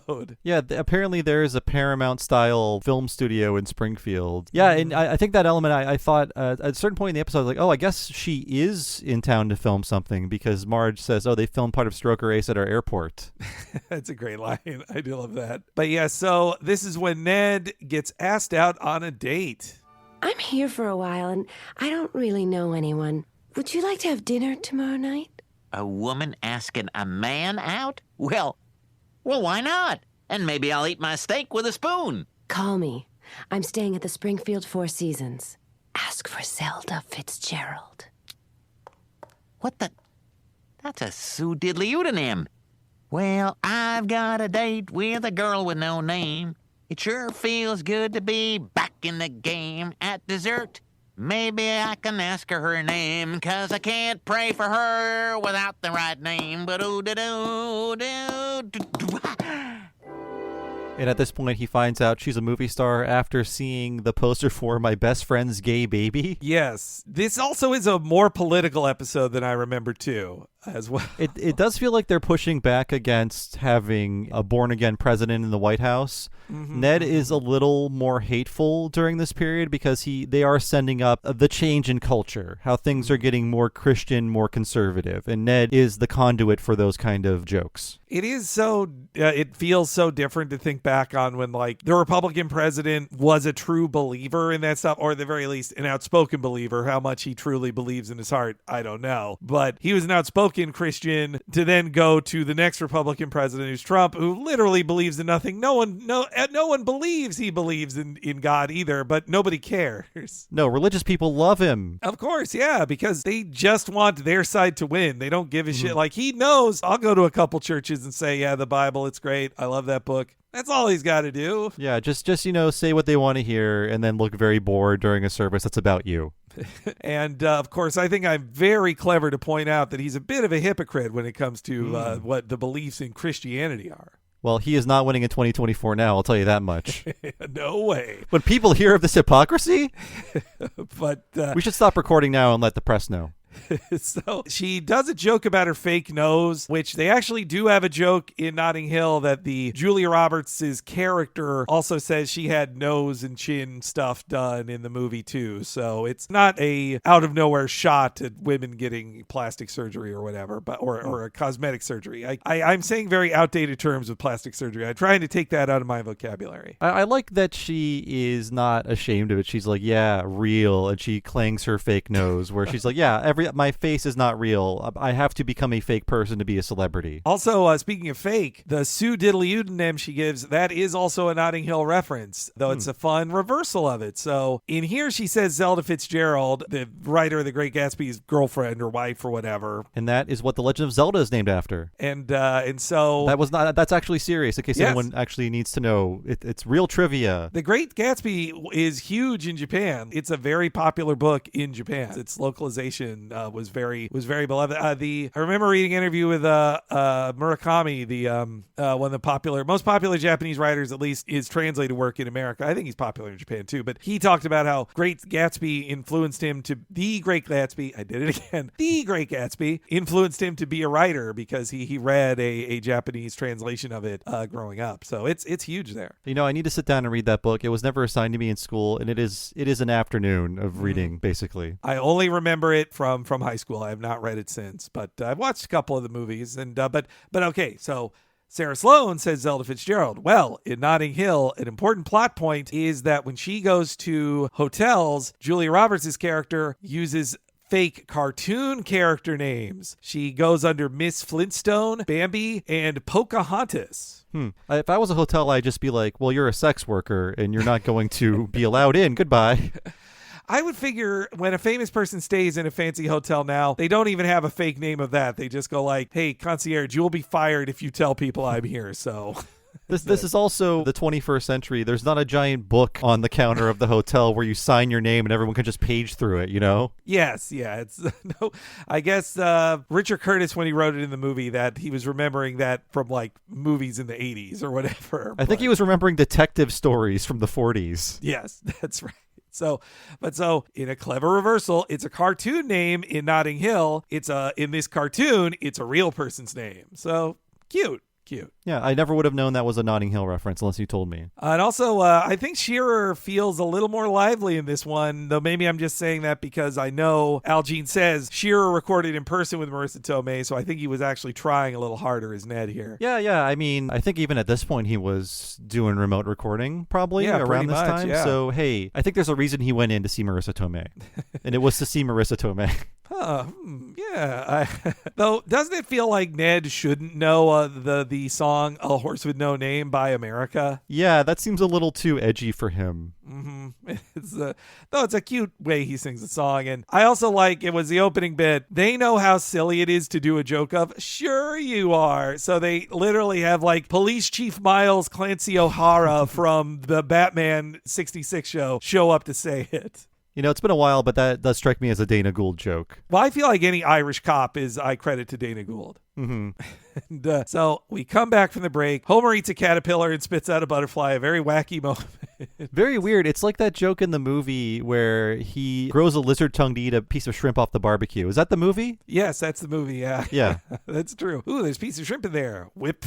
Yeah, that's a weird joke. Yeah, but again, I don't like Flanders asking Homer for help with this, but I do like that Homer is like drinking alone on a Wednesday morning. That's a funny line. Yeah, can't a man just drink alone on a Wednesday morning? And Homer thinks that it is Skinner's mother. That's the tree that Ned is barking up. And I think Homer is insinuating that she has a penis because his comments are, she sure knows how to swing it. Boy, I hope he just thinks like she has a good butt and knows how to swing it. Like as her hips move good. But I don't know. We're in the era of transphobic jokes. Maybe I was reading too much into it. Let's just say it was the butt. Yeah, I hope it's the butt. Well, again, when you have good Dana Gould jokes, sometimes you get the flip side of that in this era. And so you wouldn't be wrong to assume these things. I'd have cut that Twinkie and Ding Dong joke, though. I don't think it's like in France, they call it a dinky. I was like, The Simpsons is better than just like in this country, they call it this. I was like, in 2003, that's a very stock comedy line. Yeah, I mean, it doesn't seem far enough for Homer to combine a Twinkie with a Ding Dong. It should be like a little, any dirtbag could do that on their own. We need a Homer level of gluttony. Yeah, like like, and then comes in nacho cheese, or then you deep fry it, or whatever. You know, if Bill Oakley was in charge of this episode, he'd have made sure a better disgusting snack specific was in there. But my only favorite thing in this scene, though, is when Homer says that, Ned then replies with like, well, that's very encouraging, which, like, why did you say that? Yeah, I guess Homer's proving that Twinkies and Ding Dongs can mix. Although it is weird to call a woman a Twinkie when I think of, I mean, the word twink is in there, and I don't associate that with women. No. Yeah, I think, which, by the way, as a gay guy, I've seen this statement out there, and I agree with it, that I feel like there are some straight people who use the word twink when they just want to say, like, the F slur, to just say, like, oh, this is an effeminate homosexual, and they learn the gay people call people twinks, and so they're like, oh, this twink, and it's like, you just want to say the F slur for gay people when you say twink. I'm not saying that for everybody. I've seen some times, though, where people use the word twink in a derogatory way. Whenever I say the word twink, I'm referring to the character from Paper Mario. Oh, that's a very nice twink. And I met some very nice twinks recently, too, who gave me some good tips on my upcoming Japan trip. They were very friendly. But and it shows that twinks and bears can be friends. They're not in competition. There was a peace treaty. Yeah. But then comes a joke that this is the era of I hate my wife in Simpsons comedy, isn't it? Oh, absolutely. Are we talking about Apu, or is that coming up? I was going to say Homer saying that she was always trying to fix me, but then something in her died. Yes. Sorry, I was thinking about like a future Apu jokes where his personality becomes I hate my wife, where Homer talks about, Mar tried to change me, but then she died inside. And that's very dark. Yes, yeah. Again, it's like I don't want to take a full count of it, but off the top of my head, 4 of the guys on this staff are divorced at least once, That'll change your perspective. Including one that I did. Well, I guess technically they were never married, but I'll reveal a secret decoupling in this very episode. Ooh, more. This is an exclusive Star Snoop. Yes, yeah. See, I'm just as bad as the tabloids in this episode. But yeah, Homer saying that like something died inside of her. I mean, it's a fun, dark joke, but it's right up there with in a future episode, Homer will say, if you stay in a marriage long enough, you're just waiting till the other person dies. And I'm just like, Jesus Christ. I guess the end of that statement is she doesn't try anymore, so we're all where we want to be. Yeah. So then Ned takes her out to the only nice place in town, the Gilded Truffle. And during their first date, we run into Lenny. I'm sorry for the disguise, Ned. I just don't want to cause a commotion. Excuse me, Miss Sloane. May I have an autograph? Sure. Oh, man, this is going right on eBay. I mean, my wall, which I will then sell on eBay. Sad to say, this isn't the worst I get. Oh, can I just push this plastic cast onto one of your boobs? Okay, now you are the worst. Rod says Marco, and darn it if Todd doesn't say Polo right back. Oh, listen to me, just running my gums about my kids. You're probably bored silly. No, it's a nice change from all the actors I usually date. All they want to talk about is their Botox, their Tybo, or their Xbox. Huh. Sarah, there's something I've been dying to do all night, so let's just get it over with now and hold hands. Yeah, I like Ned's response to that. He does not recognize any of those 3 terms. That's a good one. I will also credit to Microsoft for getting their Xbox brand to such a level that The Simpsons can write a joke about it just 2 years after its launch, or less than 2 years after its launch. I was watching a lot of, I guess, mid-season 20 episodes with Nina when we were quarantining for COVID, and there is a lot of Wii humor in those episodes, except it's called the Z, the Nintendo Z. Interesting. ZII, and then when they want to make Wii U jokes, yes, The Simpsons has made Wii U jokes. It's called the Z Zoo. Interesting. Wow, I didn't know. Yes, interesting is right. Interesting. Not funny. No. Now, I think this is the first mention of Xbox on The Simpsons, and it was, in case you didn't live through it, the Xbox, I remember when it launched that it was treated as like, oh, Bill Gates is trying to buy his way into video games. Well, it's not going to work, but it did work. It did work. It eventually paid off. Mm-hmm. And it's still pretty good. The Xbox One was bad, but the Series X is my main non-Nintendo gaming machine these days. Oh, but yeah, so this bit of the Gilded Truffle, this also happens sort of in the movie. I mean, there's multiple times in Notting Hill where, the main bit they have is a weird thing happens on their date because they're famous or whatever, and that the 2 bits are somebody asks for an autograph when they're on a date, and then also he's eating dinner with her, and then at a table near them is a bunch of lads talking about how much they would like to shag her. Actually, I don't think they said shag. Apparently, there's some big cuts in the movie to get it to PG-13. A lot of F words that it would have gotten in an R in America versus England. They wanted to give that bird a jolly good rogering. Selling signatures on eBay is a more lucrative job than ever for scummy people. If you watch the movie Uncut Gems, the Safdie brothers actually just cast the real guys who do that as characters who are chasing after, like, they see a basketball player and they're like, hey, could you sign this and sign this and sign this? And they're instantly going on sale. You need them to sign the certificate of authenticity as well. And take a photo while they're doing it too. Actually, some of the worst I've seen out there is for pro wrestlers get it the worst because they're only famous to a very niche group of people. And so they're not even treated with like a certain level of respect that, like, say, a big NBA star is, or Julia Roberts. So these pro wrestlers, everybody knows where they get off in the airline. They fly commercial. And when they get off their plane, 24 losers with 80 things to sign are just like, can you sign this? And sign this and sign this. And it's just like, it's so, even when they get roasted by being filmed by people who are just like, hey, stop doing this, they never stop. They're some of the worst. Henry and I love giving autographs, by the way. If you see us in public, and especially if we're with our spouses, track us down and make us sign something. I'm cool with that as well. I mean, I accidentally was around those guys once where, unplanned, I stayed in the same hotel as pro wrestlers, and I was trying my best to be like, I'm a wrestling fan, but I'm not here to hector you. Please don't think I'm these guys who are waiting for you outside of the hotel gym to ask for an autograph. Like, I felt just like dying of cringe just being even near them. It was sad. But so then this is where the only other cut joke is in the episode, or deleted scene, which is where Lenny very rudely says, you look so pretty in the movies. Is that computers or makeup or a face double? I guess the boob plaster joke is what you need to get out of the scene, but the other little jabs are nice too. And I think we can all just assume that, at least for the past 5 years, every actor you see in movies, little robots are improving their faces, and we don't even know. For sure, yeah. I think every time you see, at least if it's in a major movie, you're seeing heavily touched up stuff in it. And AI is only going to make it worse. This was a joke rumor I'd heard, but maybe is true, about how, like, in the most recent Fast and Furious movies, they say a big bunch of the budget is spent on, or a not insignificant part of the budget is spent on shrinking Vin Diesel's stomach in scenes. He's got a special team for that. Which, but so then they get the kiss out of, so I couldn't find the movie that this is from because it just feels like a romantic comedy cliche, but you've seen this in movies too, where they're just like, you know what, let's get the first kiss out of the way early in the date and see if it works. Like, I know I've seen it in multiple movies. Yeah, it seems like a trope, but I really can't place where I've seen it before. The only one I can think of by name is a movie that was doing it because it's a trope, but it's because last month I did the Gayest Episode Ever podcast about the Sarah Silverman program, and Kissing Jessica Stein came up, that movie, and it happens between the two women on their first date in the movie, but it's done as a comment on the trope of like, oh, but we're two women doing it in a movie in the year 2000, so it's different. We're playing with the trope, but I don't know where it came from first. I hope it's not a Woody Allen movie, but it could be. It might be. Hey, listeners, let us know. We can count on you. But yeah, she gives him a kiss. And you know what? In Notting Hill, Julia Roberts is the first to kiss him as well. Like, she makes the first move in the movie too. But this is when the family is reacting to the news, or at least Homer's told them. It hasn't hit the papers yet, but Marge is already thinking about it. And Bart gets rather saucy in this scene. Sarah Sloan has been involved with every Tinseltown hunk from Affleck to Zemed. Yeah, she's had more stars on her than Lisa's homework.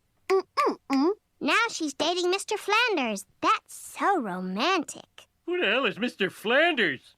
Oh, Flanders. Yellow. Yes, I'm Ned Flanders' close personal friend. That's right, hot and heavy. They've never been happier. Oh, yeah, she does look pregnant. Now, who might you be? A tabloid? Is that one of those really strong mints? Hello? Hello? This was the era of very strong mints, Altoid specifically. But I remember just like there'd be a new painful mint every few months. I love the painful mints. Altoids are just like a baby's treat now that I've evolved beyond them. Frisk, Japanese mints, very powerful. Altoids are in the past now for me. I haven't heard of these mints. I will have tried them in Tokyo, I think, then by the time you've heard this. But are you a mint guy? I liked Smint back then. I think mainly I like their mint delivery system, but I'm not the biggest mint fan. The last time I was really doing mints regularly it would be more of that Listerine acid tab, basically, not the mint itself. That's more of an acid tab than a mint. Yes, yeah, it burns. Just I would do sometimes if I was like, I really need it, be top of the tongue and under the tongue as well. But I liked Smint because the way it spit it out was fun, if you remember that. Well, I am a gum guy. Henry knows this. A lot of listeners don't know it. If you see me out in public, I'm probably chewing gum. Yeah, I think it's just like an anxiety thing. I like having the motion of chewing constantly and keeps your teeth clean. It's costing us a lot with the editor, though, to cut out all of your chewing and the gum chewing on the podcast. I'm always chewing on mic, too. I just can't spit it out. But they realize that Bart saying she's had more stars on her than Lisa's homework, they know that that's a sassy gay guy line, so they just have him do the 3 snaps. And it is funny on the commentary where Al Jean comments on the snapping of Bart. He's like, I hate when people do that joke now. It's just so tired. And I thought, it wasn't that fresh in 2003, Mr. Jean. No. But I always appreciate a reference to Adrian Zmed, who I think was last referenced in the Branson episode, where they actually go to Branson. That's right. Yeah, that's where he ended up. I mean, and Affleck to Zmed is a very funny. Yeah. It's a good A to Z. And I believe Adrian Zmed was like the sidekick to TJ Hooker. He was just a young, pretty actor. But it's a memorable name, too. That's why I'm glad he didn't, change it to something more marketable. Keep it Zmed. Everybody remembers it. And we'll mock it from then on. This is another one of those times where it's like, this reminds me of a better episode. A Fish Called Selma is a better The Simpsons are friends with somebody dating a person famous. Oh, yes. Actually, very similar. And it came before Notting Hill because Troy McClure goes into the DMV, and that's when he meets Selma. Yeah. And I mean, famous people date unfamous people all the time, though. Now, the only times I remember hearing about celebrity dating that seems surprising is when it's basically somebody at the higher echelon dates somebody below them. I love Jenny Slate. She's very funny. But when I say that Chris Evans dating her, she joked about it, that it's he's too famous to date me. Why was he dating me, Chris Evans? So they were a thing for a while, no longer together? For a little bit, not too long, like a year or so, yeah. Adorable pairing, I'll say. Yeah. Chris Evans, I think, has a different younger girlfriend, I think. It's one of those, it's 20, 23 versus 41 or something. Look, I'm guessing here. I could be wrong. Anyway. But I do like that Homer just says, she definitely looks pregnant. What a horrible thing to say about, one, he's saying that she's fat, and two, spreading the tabloids are just going to publish that. Yeah, immediately telling them all they want to hear to the point where they hang up. They have all of their headlines already. And in Notting Hill, the tabloids are a major part of the movie. Basically, the door opens and there a flash of light bulbs and a huge pile of tabloid reporters outside. Same deal, moment in the movie. The tabloids in that are also just treated pretty much the same as just a pile of evil people who are indistinguishable from one another, except they are said to be, it's the British tabloids who are much worse than American ones, which was the feeling at the time. I guess still is. Yeah, I guess they were pretty fresh off of the death of Princess Di. So I understand that sentiment. Yeah. Though I do think, I don't know, could any UK tabloid, can the Sun be any worse than TMZ in America, or all of the TMZ copycats? Hard to say. It's hard to quantify that level of evil. I just don't like thinking who can be, come on, America gets to the lowest of the low. I almost feel a jingoistic feeling about this. A weird sense of pride in being the worst, yeah. Yeah. So we see Rod and Todd singing a song, and Al Jean has an interesting, I feel like this is the only time he's mentioned his daughter by name in the commentary, right? Yeah, I think so. And he mentions that she went to camp or something and she came back singing this song, and I don't think he has raised his kids to be religious, because he was asking her, do you know what this song's about? Because he was kind of offended they taught his kid this song about Jesus. Yeah, I feel like there's a deeper story there. Yeah.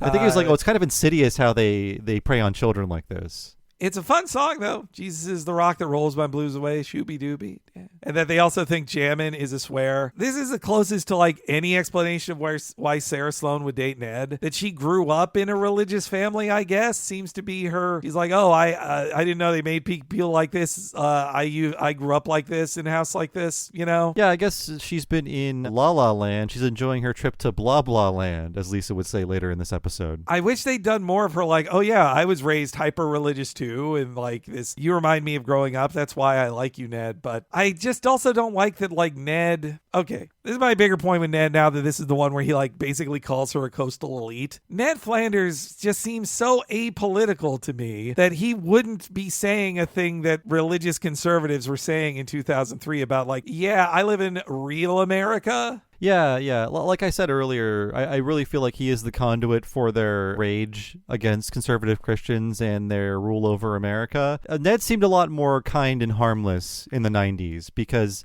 we assumed the world would just, at least America would just remain pretty much secular for the most part. I mean, of course, you know, there were religious pockets all over the place, but there was a dominant presence of religion, especially when we were essentially doing a version of the Crusades, basically, a fun new one in the early aughts. Yeah, it was a shitty time, and so bad that we actually thought Bill Maher was funny for just taking pot shots at the ridiculous religious conservatives. We got over how hideous he looked and just wanted to laugh. He is the worst. That fucking guy, man. I hate even having, like, guys, don't even tweet about him. He just sucks. Like, I don't want to read shit about Bill Maher unless it's his obituary, all right? Yeah, I'm not. I will refuse any invitation to Club Random. Not going to accept it. Is that... I don't want to smoke weed with a 73-year-old man. If you were on Club Random, like, that just means you couldn't get on Rogan, and that's sad for you. Oh, yeah, right. It is kind of like Rogan Jr.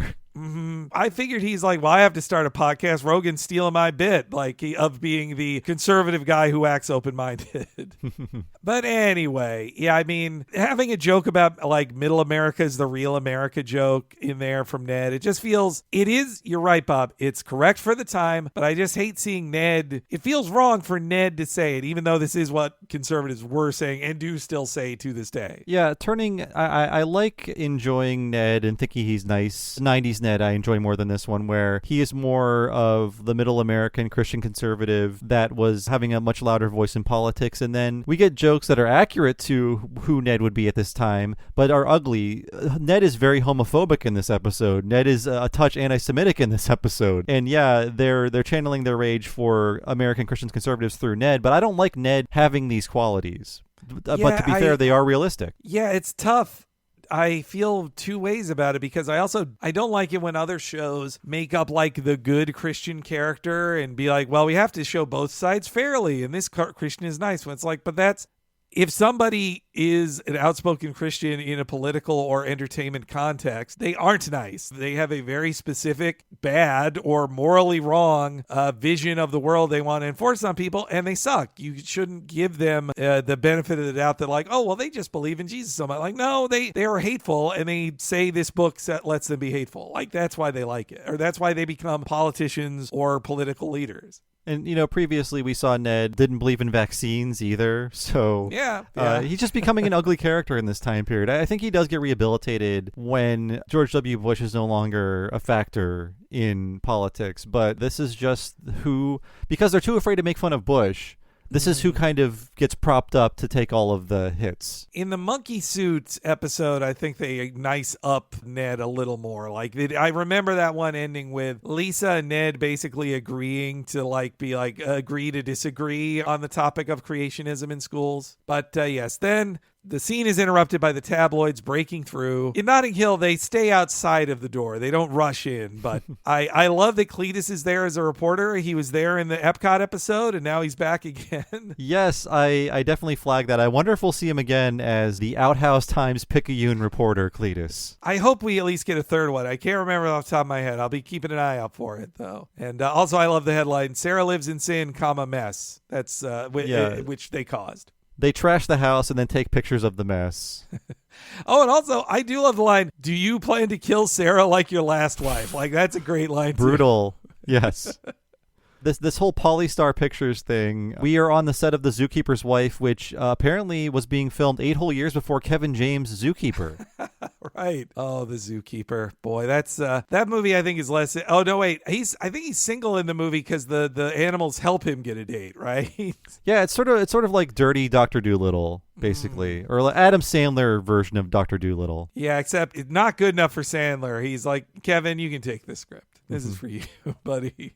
No, okay, well, this led me to read a lot of stuff about nudity in movies these days. But yes, why don't we hear about Ned objecting to a nude scene?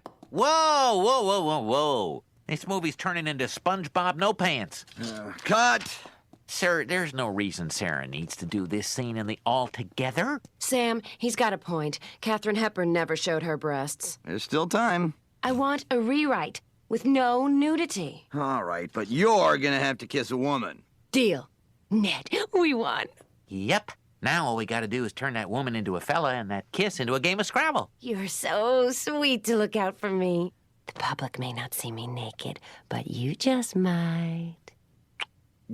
Well, that's very interesting. Easy, Ned. Think of the Bible. And then we get a sexy striptease by the Bible. Yeah, I like the anthropomorphic Bible who takes the little red ribbon bookmark out and starts waving it around like it's a bra or whatever, a top. The Bible tease is opening up, but that's where Ned's vision ends because he simply can't imagine more than that. So Henry really cracked the books on nudity. Well, I was episode. thinking about this lately because it's been in the news, right, Bob, especially this year of like, I feel like somebody on Twitter will say a dumb thing about like, I don't need to see sex scenes in the movie. And then everybody dunks on them all day for having a dumb take. You've seen that on social media. Oh, yeah, obviously. Yep. But I feel like it's been talked about more this year because like one of the biggest movies of the year, Oppenheimer, has multiple nude scenes in it from Cillian Murphy and Florence Pugh. And they're steamy sex scenes that are important to the plot. And I feel like nudity is back. Like that there's not been nudeness in movies as much these days in the last few years, at least of like movie stars. But like this year, not just them and Oppenheimer, but also Jennifer Lawrence and Emma Stone do like a bunch of nude scenes. And Barry Keoghan shows his flopping around ding dong in a Saltburn. Well, I'm glad we're keeping this conversation mature. But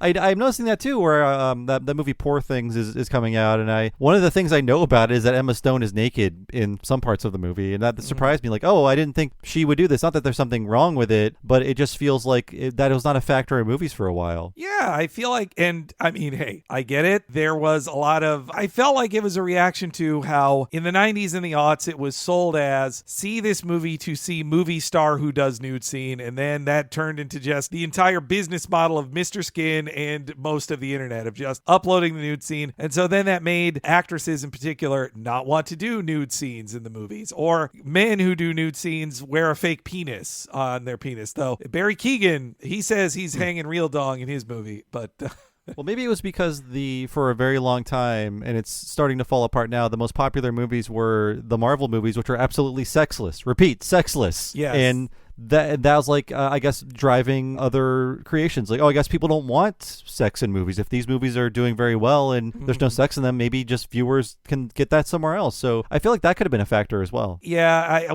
and talk about this joke in the episode about like, oh, you'll have to kiss a girl. Brie Larson has been trying to kiss a girl, and Tessa Thompson have been trying to kiss girls in Marvel movies for a few years now, and it keeps getting cut out at the last minute. Like even in the Marvels, there's a moment that it's supposed to so obviously be that Tessa Thompson and Brie Larson's characters have a romantic history together, but then they just have like a friendly hug or whatever, and I'm just like, oh, come on. They can't even like have broken up in the past and just have a goodbye kiss. They can't even do that. I think they're thinking of other territories they need to sell that movie in, unfortunately. It's sad, especially when like Tessa Thompson has been very open about her queer sexuality and wanting to express that in a Marvel movie and not being allowed to. Like that, I had to watch that shitty South Park Enter the Panderverse movie, but one of the things I really didn't like about it was they make up that Cartman is playing the executive, the Kathleen Kennedy that everybody hates, that she keeps saying, put a chick in it and make it gay. Like that's her catchphrase. But I was like, no, Disney doesn't make things gay. Like that's bullshit. Like I hate that. Yeah, and if they do, it's something that could be removed, or something that is just like, oh, did you look for that little pin on the character's backpack?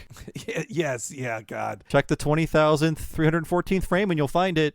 Also, her nudity is a plot in Notting Hill, by the way, but it's the opposite. Her character doesn't do nude scenes in movies, but then nudes leak of her from, in the past, Vanessa Williams style. That's a plot point in the movie, but Julia Roberts also doesn't do nude scenes, and she basically in the movie describes her actual nudity waivers and rules for filming movies. But meanwhile, Marissa Tomei, she has done a lot of nude scenes and is not shy about it. She's nominated for The Wrestler. I don't think she won for The Wrestler, but she plays a stripper in that movie, so nude scenes. And her and Philip Seymour Hoffman have a memorable sex scene in Before the Devil Knows You're Dead, which I remember just because, like, wow, Seymour Hoffman showing that fat guys can have sex on camera too. Well, hey, Katharine Hepburn had 6 months to live after this episode aired. She never got naked. It's the guy was wrong. He did say there was still time, but yeah, it's funny on the commentary. They say, like, well, we know when this came out. It's funny, though, that Ned is basically like being the people online of saying, like, we don't need nudity in this. We don't need. Though now, you know, it would be controversial. Sarah Sloan, probably as a heterosexual woman, I'm assuming, her kissing a woman in a movie would be like, hey, she's a straight woman taking a part from a queer actor. So then we cut to dinner with the stars here, and I feel like they can think of better things than sleeping with Pinocchio and Honey, I Scotch Guarded the Kids. Doesn't that? They can do better. They sound like rejected Troy McClure movie titles. Yeah, maybe I need Phil Hartman to say these movie titles and I'd like them more. Maybe. Also I feel like they had a darker joke about how she doesn't know what happened to the young actress who played her daughter. Yeah. It could have gone much worse, but I think we are now beyond the child actors robbing liquor store jokes. Mm-hmm. Yeah, then Ned also has another line that I'm like, wow, I forgot this line was in here. Yes. It's important to let people know with the January 6th crowd or whatever. A lot of the reaction was, elections don't get stolen. You're crazy. No, we lived through it. We lived through it happening. Yep. And I thought I was going crazy. Yeah. Well, and also especially to see, say, Vice President Dick Cheney showing up to be like, we need to care about election integrity. Yes. That man, to see Nancy Pelosi shaking his hand and be just like, yes, finally a Republican who cares about election integrity. It's like, but these guys did steal it. They stole it. And Ned admitted to it. And then Homer says, I have some info on this, by the way. Homer says, don't look at me. I voted for the green M&M. So they referenced this in the Springfield Files where Homer's like, red M&M, blue M&M. It all comes out the same in the end when he's drunk and talking to Scully, I think. Yeah. Because in 1995, there was a poll by the M&M's company where you could vote on the newest color of M&M to replace tan. There used to be two kinds of brown M&Ms, very boring. And the choices were blue, pink, and purple. And blue won by like 52% of the vote. And that's what Homer's referencing. But it was a landmark day when the tan M&M went away. I miss tan. And obviously they all taste the same too. There's not flavoring in M&Ms. It's all just sugar. But I miss the tan M&M. I'd rather get rid of the darker brown one and have kept tan around. But we were the last generation to live through comedians saying jokes like, why is there no blue M&M? And Homer voted for an M&M that already existed. And that's the joke. Right. Yeah. Homer voted for green that wasn't even on the list, was it? Yeah. Yes. Yeah. Well, then speaking of lame jokes, they have a Scarecrow joke. I kind of like this because it's so bad, and it works. Mm-hmm. I think they're saying fool like the tabloids. Yeah, I thought they said it didn't work, and then we cut to it working.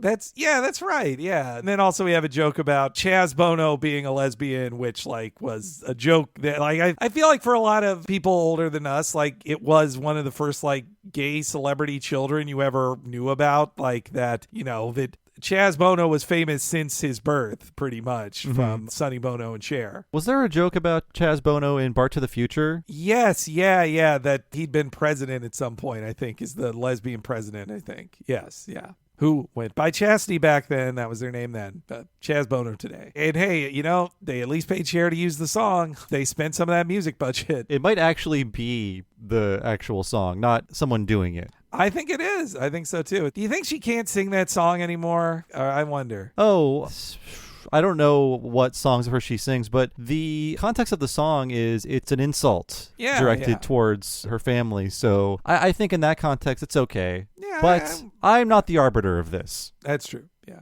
All of you Roma listeners, weigh in the comments. This is when we have Mo appear for no good reason, which is the best time for Mo to appear. Yes. He was all over some recent episode. Maybe it was Barding Over. Maybe it was... I don't know, but I just random Mo appearances. We can blame Dana Gould for this, or credit him, rather. We'll get to it. I have heard people... It is the widely recognized belief that Mo Baby Blues is the best episode of the season, which is the season finale. So I'm looking forward to watching that one. But Mo is great. We've been literally on a podcast with Dana Gould saying Mo's his favorite character. Though, and it's perfect for him to work for the Weekly World News. But meanwhile, I blame Al Jean for This is so criticky. Rainier Wolfcastle's fine, but I do not like him for like the third time this season being in the same room as Homer Simpson. Too many appearances. To go back slightly, we did miss a reference to Winona Ryder's shoplifting spree. That's right. Of all the things to pillory that poor woman over, I swear. I'm glad she's recovered and is doing well now, but that's what that was a reference to. But I do agree. Rainier Wolfcastle's interacting far too often with The Simpsons. Mm-hmm. And I also just hate they have him say lines that Arnold would say, which I'm like, well, especially says my libido has been terminated. I just want to like pound my desk of like, he's not in the Terminator. Rainier Wolfcastle is not literally Arnold Schwarzenegger. Yes, but hey, a little joke on the commentary where, well, there's a joke in this about how John Lovitz apparently groped Sarah Sloan at an award show, and Rainier Wolfcastle beat him up. Al Jean talks about how John Lovitz beat up Andy Dick. He's like, oh, I wish I could have seen that. Yeah.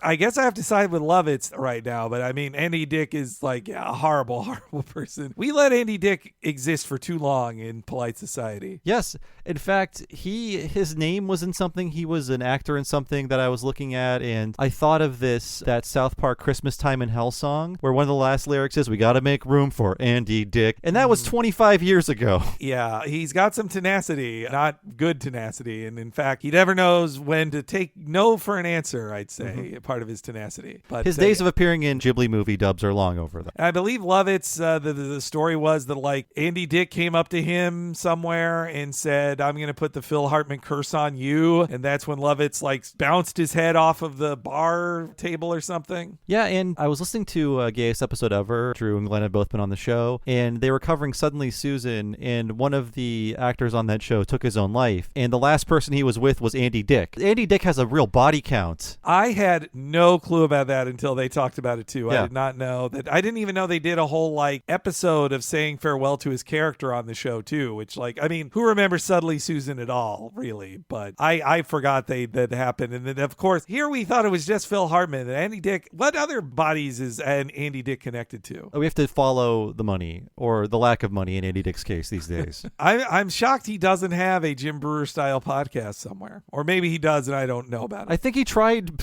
doing live streams, but he kept getting arrested for sexual assault too much. Oh, God. That'll really shut down your operation. I don't want to laugh too much at that, but God, that's funny. I would believe John Lovitz has accidentally missed a handshake in real life. It's a believable joke to me. I don't want to put that on him, but he plays that kind of a character, so it's easy to see it happening. Unmarried, right, John Lovitz? I think so, yeah. He's a bachelor. Well, these are his friends joking about him yes. here, so, yeah. Hey, if he can say that Al Jean and Mike Reese are gay and have sex with each other, they're allowed to say that he gropes women. I think that's fair. You're right. Yeah. Tit for tat there. No pun intended. Hey, okay. So yes, we get more gay jokes of Ned, her assuming he's gay. Like again, it was like mustaches mean gay guy thing, which they did that with the wasn't that also the thing with the towel guy that Marge was in love with, that he looked gay with his 70s mustache? Yeah, I think so. I mean, it made more sense in the 90s, I guess. Homer referred to the mustache parade, where he picked up his "We're here, we're queer" chant. I feel now where a mustache is at now. A mustache by itself on somebody, I don't read as gay or not gay. I feel like 98% of all men just have facial hair now. I'm keeping it smooth, everybody, because I have no other choice. But I feel like straight men, they took back the mustache. I think so too, though. Of course, the previously mentioned Drew Mackey, he's looking great with a mustache. He has a quality mustache. Quality mustache. Hats off to Drew Mackey for his mustache. Another previous guest, Tim Kalpakis, he's grown a pretty good mustache too. If I'm rating I must have missed this. Yeah, see, they're coming back. They're not just for gay men anymore.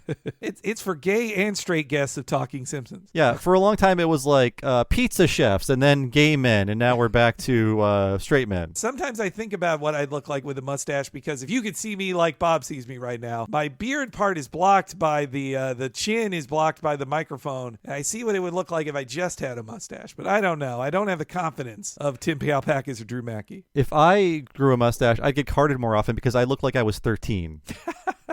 But Ned then is given the offer to move to Los Angeles, which, believe it or not, does not happen in Notting Hill. I think because they just recognize that, like, if you're Julia Roberts famous, you have like 8 houses and one can be in London, and you don't have to make your partner move to Los Angeles with you. But this is when Ned envisions L.A.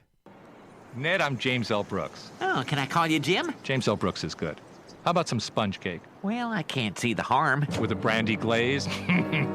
No! Or perhaps you'd like to go to a football game. Well... We don't have a team. No! Hey, Daddy Baby. We're movie producers now. And we're Jewish.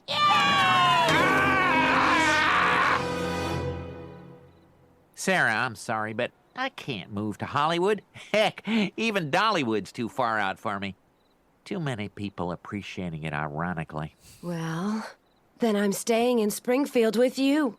For good. Oh, forget my language, but I'm one happy camper. Oh, James L. Brooks is great in this. Would you believe this is his final acting role as of this recording? Wow, really? He doesn't do a lot. It was just, a thing here, a thing there. But this is it, 2003, A Star is Born Again. He is so funny. Directed by Al Jean, I think. I love his... James L. Brooks is fine. Yeah, it's very concise. I think that's about as many words as he said to us when we shook his hands at the table read. He was very good at pretending to like us. Mm-hmm. And I really wish there was a third joke. When I get 2 jokes and there's not a third, I'm like, oh, what did they cut? Because these are very funny. Of course, the Rams moved back to LA in 2016, so this joke no longer is accurate, but still very funny. It was only good for 13. I mean, for 13 more years it was true. And definitely people always thought, why is Los Angeles, which is such a big market, why does it not have one NFL team? And the joke about Ned being horrified that Rod and Todd are Jewish, written by Matt Selman, so he is a Jewish fella. I think Gene asks Selman, hey, you wrote that one, right? I think it's Gene covering for himself, like, the Jewish guy wrote the joke here, not us. I think he might take credit for it, but it's very funny, but then you think, like, why do I want to root for Ned? Yeah, he kind of sucks. I want to believe that in Ned's mind that he's just mad that they would stop being Christians. Yeah. But yes, I mean, he's extra insulted that they're Jewish. It does feel that way. I also love the art design. I haven't complimented the animation too much in this one, but the art design of the like evil LA as Ned, the middle American, would imagine it. Like, I love the twisted TCL theater and the Evangeline billboard, and of course the sex workers and unhoused people all standing around in this horrible place of Los Angeles. We've been there. I would not call it Holly weird, but it was a place to visit, let's say. Mm-hmm. It has its ups and downs, but there's lots of cool people there. I was just in Holly Weird a couple months ago, and it's full of nice people who are our friends, and that's what I like about LA. A friend of mine lived in West Holly Weird for a bit, and I visited her a bunch, and I did like it. But driving can go to hell. I refuse to participate because I had to do that to visit her. I would say, yes, when I went to LA, now I could just ride share app everywhere and don't have to. And I had a couple I wish Bob was here moments when I was in Los Angeles, but Bob was enjoying Tokyo, so I understand why. But when they're coming up all over this one, but I went out to grab drinks with Drew and Glenn from Gayest Episodes Ever, and we went to in Japantown, in Little Tokyo, they have a whiskey bar that was so good. Man, there were so many like great whiskey drinks we had there, and I was like, boy, Bob would be loving this if he was here right now, I was thinking. I had a lot of good Japanese whiskey in Japan, so I wasn't missing out. But yeah, I was scared of Hollywood as a place to like. When I first went to Los Angeles, I guess would have been for E3 in 2011, and it did scare me of like, oh man, I hate driving, but I never had like, I'd lived in SF enough that I don't think I had like safety fears though. Right, I mean but that part of Hollywood that Ned is in is not a fun place to be. No, that actually was the worst place I went to on my most recent trip to Hollywood. But that was because I was on Hollywood Boulevard on Cinco de Mayo. So it was like, yeah. How many Elmos were there? At least 2. I think I saw at least 2 Muppets. And I remember a Jack Sparrow. As well. But I drank it the classy Musso and Frank's, just like Frank Sinatra would have done. That great man who did nothing wrong. But so what, you want to emulate Frank Sinatra, but you're throwing Bing Crosby under the bus? What's going on here? Well, Sinatra was a Democrat for some of that time. No, Sinatra's a horrible, horrible man too. Actually, I was thinking of Sinatra as well because there's a Mia Farrow joke not soon after this too. Okay, yeah, we got him on the mind. Yeah. Oh, and lastly, I like that there's a star for adult situations, which was a new warning at the time. Yeah, we would see that like TV 14. And so in another great animation bit, a big 180 turnaround on Ned screaming, and then how the background morphs from his vision of Holly Weird to standing in front of the android's dungeon, which is it's a really good shot. Though again, it's because the show doesn't care about Sarah Sloan as a person, they don't interrogate she's seemingly sacrificing her entire career to live with a man she hasn't even had sex with yet. Yeah, she seems a bit nutty to me. Mm-hmm. But they're not making a joke about nutty, flighty actresses who all actresses are crazy. They're not even making that kind of sexist joke with it. I mean, she'd be a funnier character if there was something more to her. Let her be shallow, let her be crazy, let there be some sort of reveal in the third act. If Ned must be alone. Yeah, instead it's just not to cut to the end, but she just leaves very, very emptily, honestly.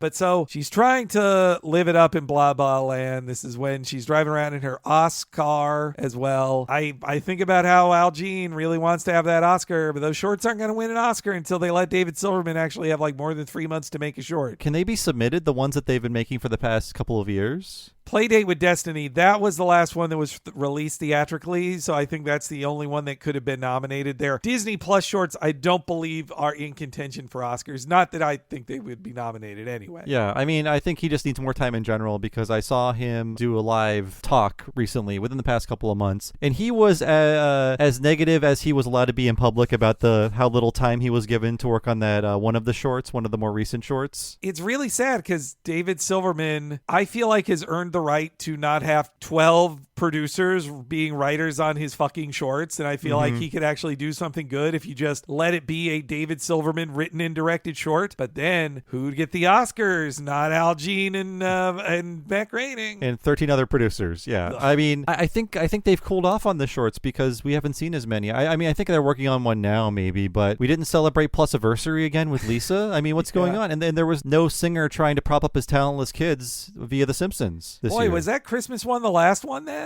I think you're right. It might have been, yeah. Yeah. Well, by the time this comes out, maybe they've already announced the next one to advertise the next. Well, you know what? There's no Marvel movies until Deadpool, so they don't have... The Simpsons have got to meet Deadpool, right? Ryan Reynolds wants to do it. It's going to happen.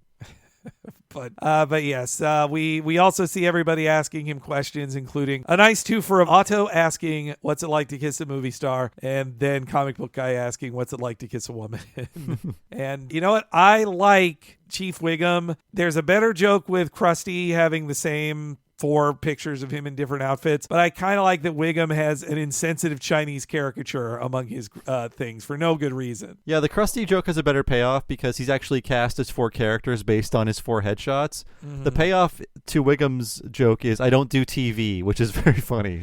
But not as funny as the Krusty resolution. And you know what? The next 20 years of television would be a lot of actors finally saying yes to TV. I guess by the time this airing, Kiefer Sutherland, he is the star of 24, and it's a big deal that and it's a popular show. More movie stars are just starting to do TV by 2003. Yeah, I mean, even Julia Roberts sunk to that level because the stigma isn't there. There's only a very few people, like Tom Cruise. He has never done TV or Marvel, as far as I know. I hope he keeps that respectability. I hope he does. And then we go to the Quickie Mart, where, again, my favorite Ned jokes are the dark ones, where the last thing he bought for a woman was a casket. And we see Apu is he's done with the kids. Next season in All's Fair in Oven War, we see a joke where Apu plans to sneak back to India as a guy named Steve Barnes and abandon his family. Wow, man. That's trying to give away every single one of your kids. And already, I mean, obviously this doesn't stay in continuity, but for this joke purposes, Apu has gotten rid of 3 of his children already, which is whoa. He hates being in a family. That's who Apu is for the rest of time. Also, this feels like one of the last times you could do a joke about Mia Farrow adopts a lot of kids, because that was like a 10-year-old joke in 2003. I don't know if we were there yet, but an aughts joke would have been something like Angelina Jolie, right? Yeah. She had just started her adopting of children, which she has done a lot. And now those kids are old enough to be adults and give interviews about how shitty a dad Brad Pitt is. Ooh, yeah. He's not smelling good these days, folks. Who knows? Well, hey, it's a month from now. Who knows what's come out about Brad Pitt? Though also, when I look up the Mia Farrow's adopted kids beyond the Sun Yi thing, it's just a lot of depressing stuff that I'm like, boy, it feels... Apparently Mia Farrow's not a very nice person either, but it still feels like, boy, these are mean jokes about children. Like I don't like ththese jokes now in retrospect. Yeah, it's a bit ugly. But I guess if you are next to Woody Allen, you look like a hero. Yes, yeah. I definitely side with Pharaoh and Pharaoh versus Allen for sure. Like Woodsy Allen, I don't like that nervous guy. But yeah, now I also don't like that Apu says sucker. Like it's like he's stealing Homer's catchphrase. Yeah, although I like Hank Azaria's read on that. I do like that, yes. And then Azaria pops in as another character.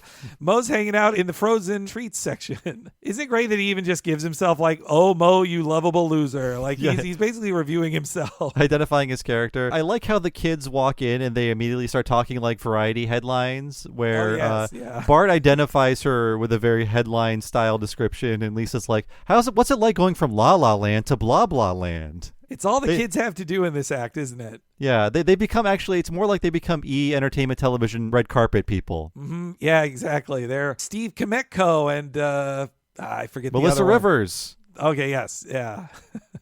But I do like that Moe turns a book club into Sarah Sloan to attend Girl on Girl book club.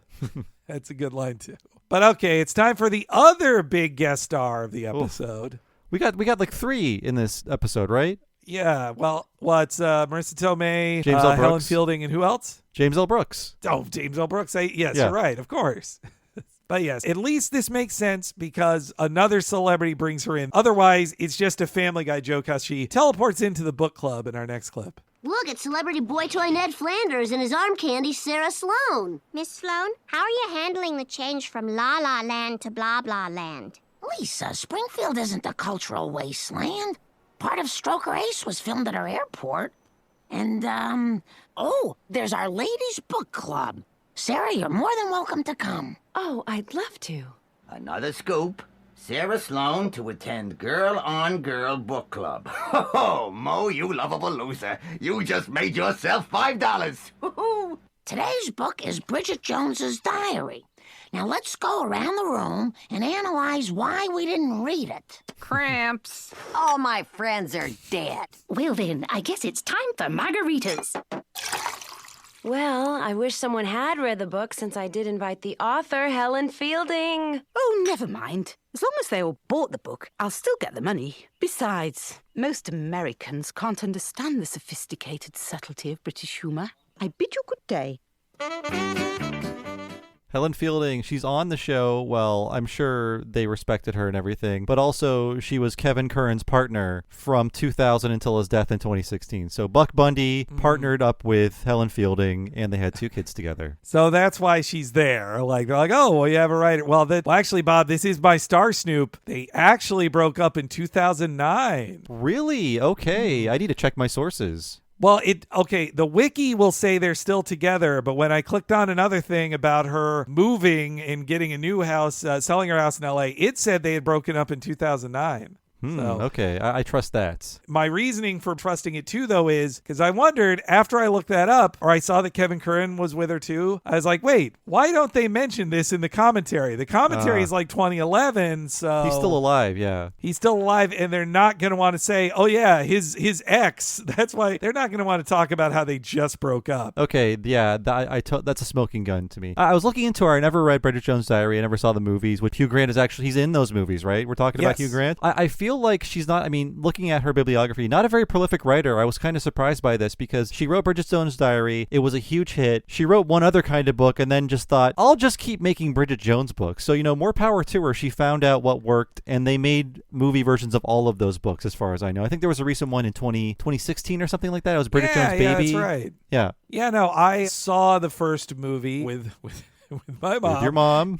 It was a Christmas movie watch with my mom. It was a special occasion. I see. But my mom loved the books. That's also why I wanted to go see it with her. But yeah, it basically, I can't say that the book version is definitely this, but the movie version is like it's a spin on Pride and Prejudice, also the plot of it. And so it's fitting that Colin Firth, who got one of his biggest roles early in the 90s, was in a Pride and Prejudice adaptation. So for Bridget Jones, they're like, can you just play that same character? Even his name is Darcy. It's Mark Darcy instead of Mr. Darcy, as he's referred to in Pride and Prejudice. I had no idea. So Helen Feeling, total ripoff artist is what we're saying here. Well, and hey, it's not bad. Well, I guess save this for next year, folks, but I'm saying it to Bob. It is set somewhat during Christmas, so if you're looking for a holiday film, it's not a bad movie. And I hear Renee Zellweger's accent impeccable. Oh, yeah. Well, and also she gained weight for the role, as in she's, I'd say, 10 pounds heavier than the average weight of an American, I think. But I remember liking the movie. I didn't see the sequel, I'll say. Then Helen Fielding, what's the one thing they can do with her is they do a Benny Hill joke, but they at least pay for yakety sax. Yeah. And I think we were in a very Benny Hill rich time in terms of parodies. In fact, during our Halloween live show with Bill Oakley, the Groundskeeper Willie segment ends with a Benny Hill parody. I forgot it was a Benny Hill one too. Yeah, and Mr. Show did a very involved one as well around this time. Well, actually, a few years before this aired, as in it was the ending to the Racist in the Year 3000 sketch. Right. But I remember Benny Hill as being on Comedy Central, and I assume the only reason Americans watched it is because it was a rather saucy show with limited funniness from Benny Hill. That's why I watched it. And I think it's also because it was on before Kids in the Hall or after Kids in the Hall. I was parked in front of the TV for both. It was, and also I think you could maybe talk yourself into thinking maybe this actually has naked people in it because it's from England. Maybe you get to see some arse in this. Perhaps. Well, it didn't pay off for me. All these wasted hours in front of Benny Hill.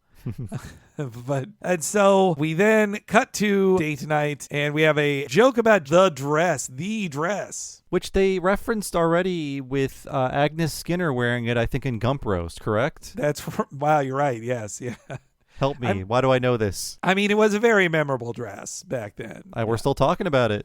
I think Al Jean says on the commentary, he's like, eventually some woman's just going to show up nude to one of these things to get the headlines. And I mean, women have showed up in very sheer dresses that are essentially see-through at many award shows. Do you recall the Rose McGowan one next to photographed with horrible person Marilyn Manson? Oh, no, but I probably have taken a gander at that at some time in my life. This is really the J-Lo dress she's doing and talking about the illusion of nudity. And this is the only time, and I like that Gene says it on the commentary, when she rolls her eyes at this, it's like it's the only time she realizes, like, I'm talking to a crazy cartoon character here. Yeah, it is. I think Al Jean is just taking a real, like, I don't know, high-minded stance about sitcom writing. He's asking, why doesn't no one respond to these things Ned's saying? It doesn't make any sense. But that's just, for the sitcom to continue, you have to have your zany characters never be questioned. I mean, Beavis and Butthead is kind of the same thing. Like, no one ever stops and says, why did this kid just say this? Yeah, he said, at least in most Beavis and Buttheads, don't they just go like, yeah, so anyway, or they just like, they try to paper over it. At times they acknowledge it like, so, as I was saying. Right, yeah. And this leads Todd to ask Dad where the babies come from. And then she stays dressed up that way. And obviously she's seen as she's turning heads. And I would say in an episode about how Springfield is not like LA, they shouldn't go to a parody of the Hollywood Bowl. Yeah, that is very strange. Which they were at this thing at the beginning of the Springfield connection. Marge gets robbed right after this. But it's an existing building, but it makes Springfield seem too much like LA. I'm glad they didn't go to the... did they go to the Springfield sign? No, not in this episode. Okay. No, yeah. That would make it even 10 times more obvious. But yeah, why go to, when the point of this scene is her with her Hollywood values not fitting in Springfield, don't go to the Hollywood Bowl. But the problem is the writers only know LA now. They've lived in LA so long, even though they clearly hate living in LA based on the jokes in this episode. That's all they're like, well, they go to the Hollywood Bowl. That's where they go. Which the Simpsons would do the bowl 11 years later after this. That seemed great. I wish now, again, if we were where we are now, we would definitely pay to fly down there and see it. Oh, absolutely. We see everybody turning heads. We hear that Skinner is a veteran bedwetter.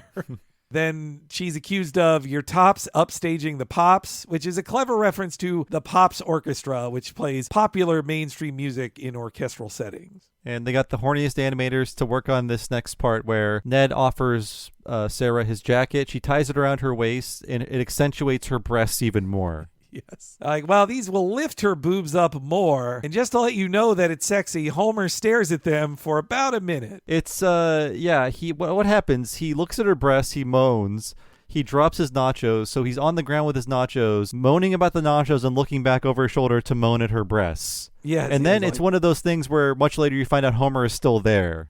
And this was a real, we've identified a new runner for season 14 where they really like replaying Dan's clip over and over again. Like, he didn't do new, like they just play the same two sounds over and over. Hey, it's funnier than doing a new take every time. Also, I like that even Sloane's kind of bored with it. She'd like cross her arm like, okay, so you done looking at my chest?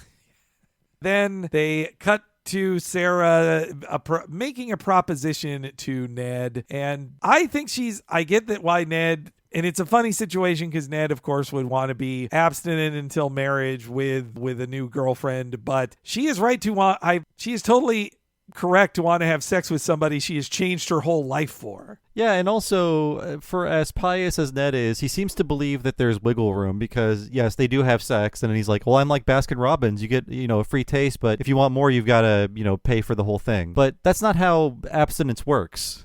No, and I mean, if Ned is supposed to represent a W-era hypocritical Christian, then yes, every Christian man who says that they want a woman to stay a virgin until marriage would, of course, have premarital sex. Every man who says that would do that. I totally believe that. But the character of Ned, I would not. He's a true believer, and I think they pointed this out on the commentary, but this was put in at the insistence of James L. Brooks, where he thought, well, Ned should be able to have sex with this woman. Just throw him a frickin' bone here.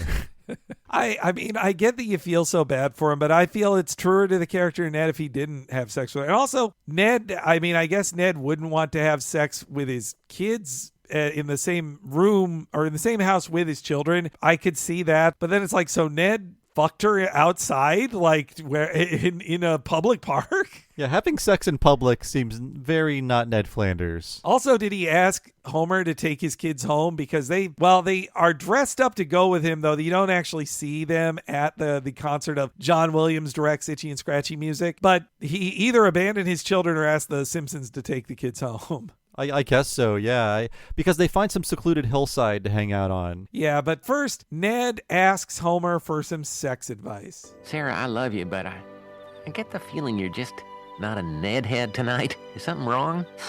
Actually, there is something. The time we've spent together has been wonderful, but I want sex with you. Well, that's a mighty big kettle of premarital doodly. I knew you'd say that. I need a glass of wine. Oh! This is quite a diddly Emma. Better talk this over with the big man. Homer, Sarah wants us to have sex.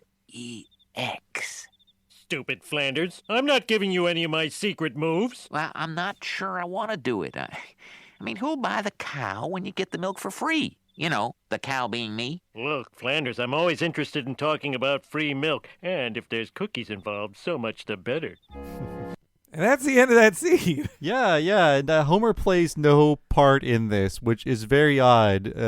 I guess Homer just makes the little spice to keep people interested, but he just serves no purpose here. For as off as Ned is and how he become more hateful, Harry Shearer is doing a great job. His stammering over a kettle of premarital diddly, it's so great. And that's why I made it my opening line. He's doing great in this, and I think it's benefiting from him playing off of another actor. Recording in person. I think he cares to show Marissa Tomei that he's actually like good at acting, or he feels like, oh, there's a fellow real actor here who like stars in movies and has won an Oscar. He's like, oh, I want to keep up with her and try hard instead of literally phoning it in. Harry Shearer never won an Oscar, right? Nothing he's associated with. Maybe did any of the Christopher Guest movies? Was he an Oscar winner for those? I think let's go to the awards section. I want to say one of the Mighty Wind songs was nominated. Well, he was in the movie Oscar with Sylvester Stallone. Does that help?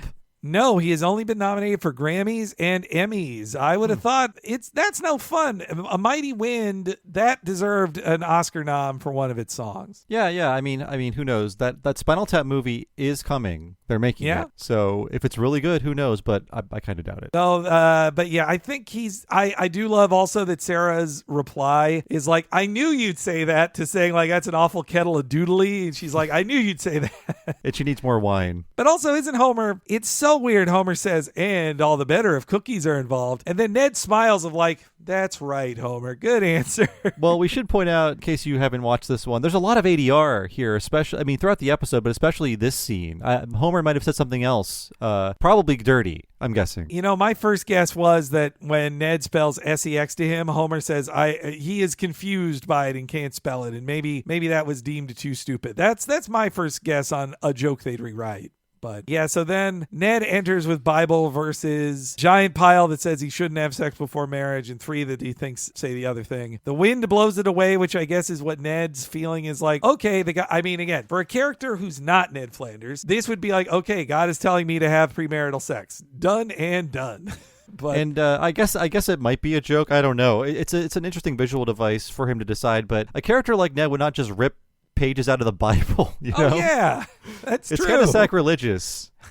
Ned basically quotes Exodus 22:5, I believe, based on Googling anyway. It says a man should make restitution if he eats his neighbor's grain. Definitely the word restitution and grain are in there, but it's a list of many things, including restitution for grain. So yes, yeah. I rewound it a few times because they start making out, and he pulls her down to the ground, and they're kissing on the ground. Does Marissa Tomei say "yum"? Is that what she says? I think she does. Okay. I do think she does. That seems like an ad lib, but I do like the passion she's putting into that "yum." What I mean, we've seen the pixelations. We know she's taken 14 inches of Ned here. It's true, yes.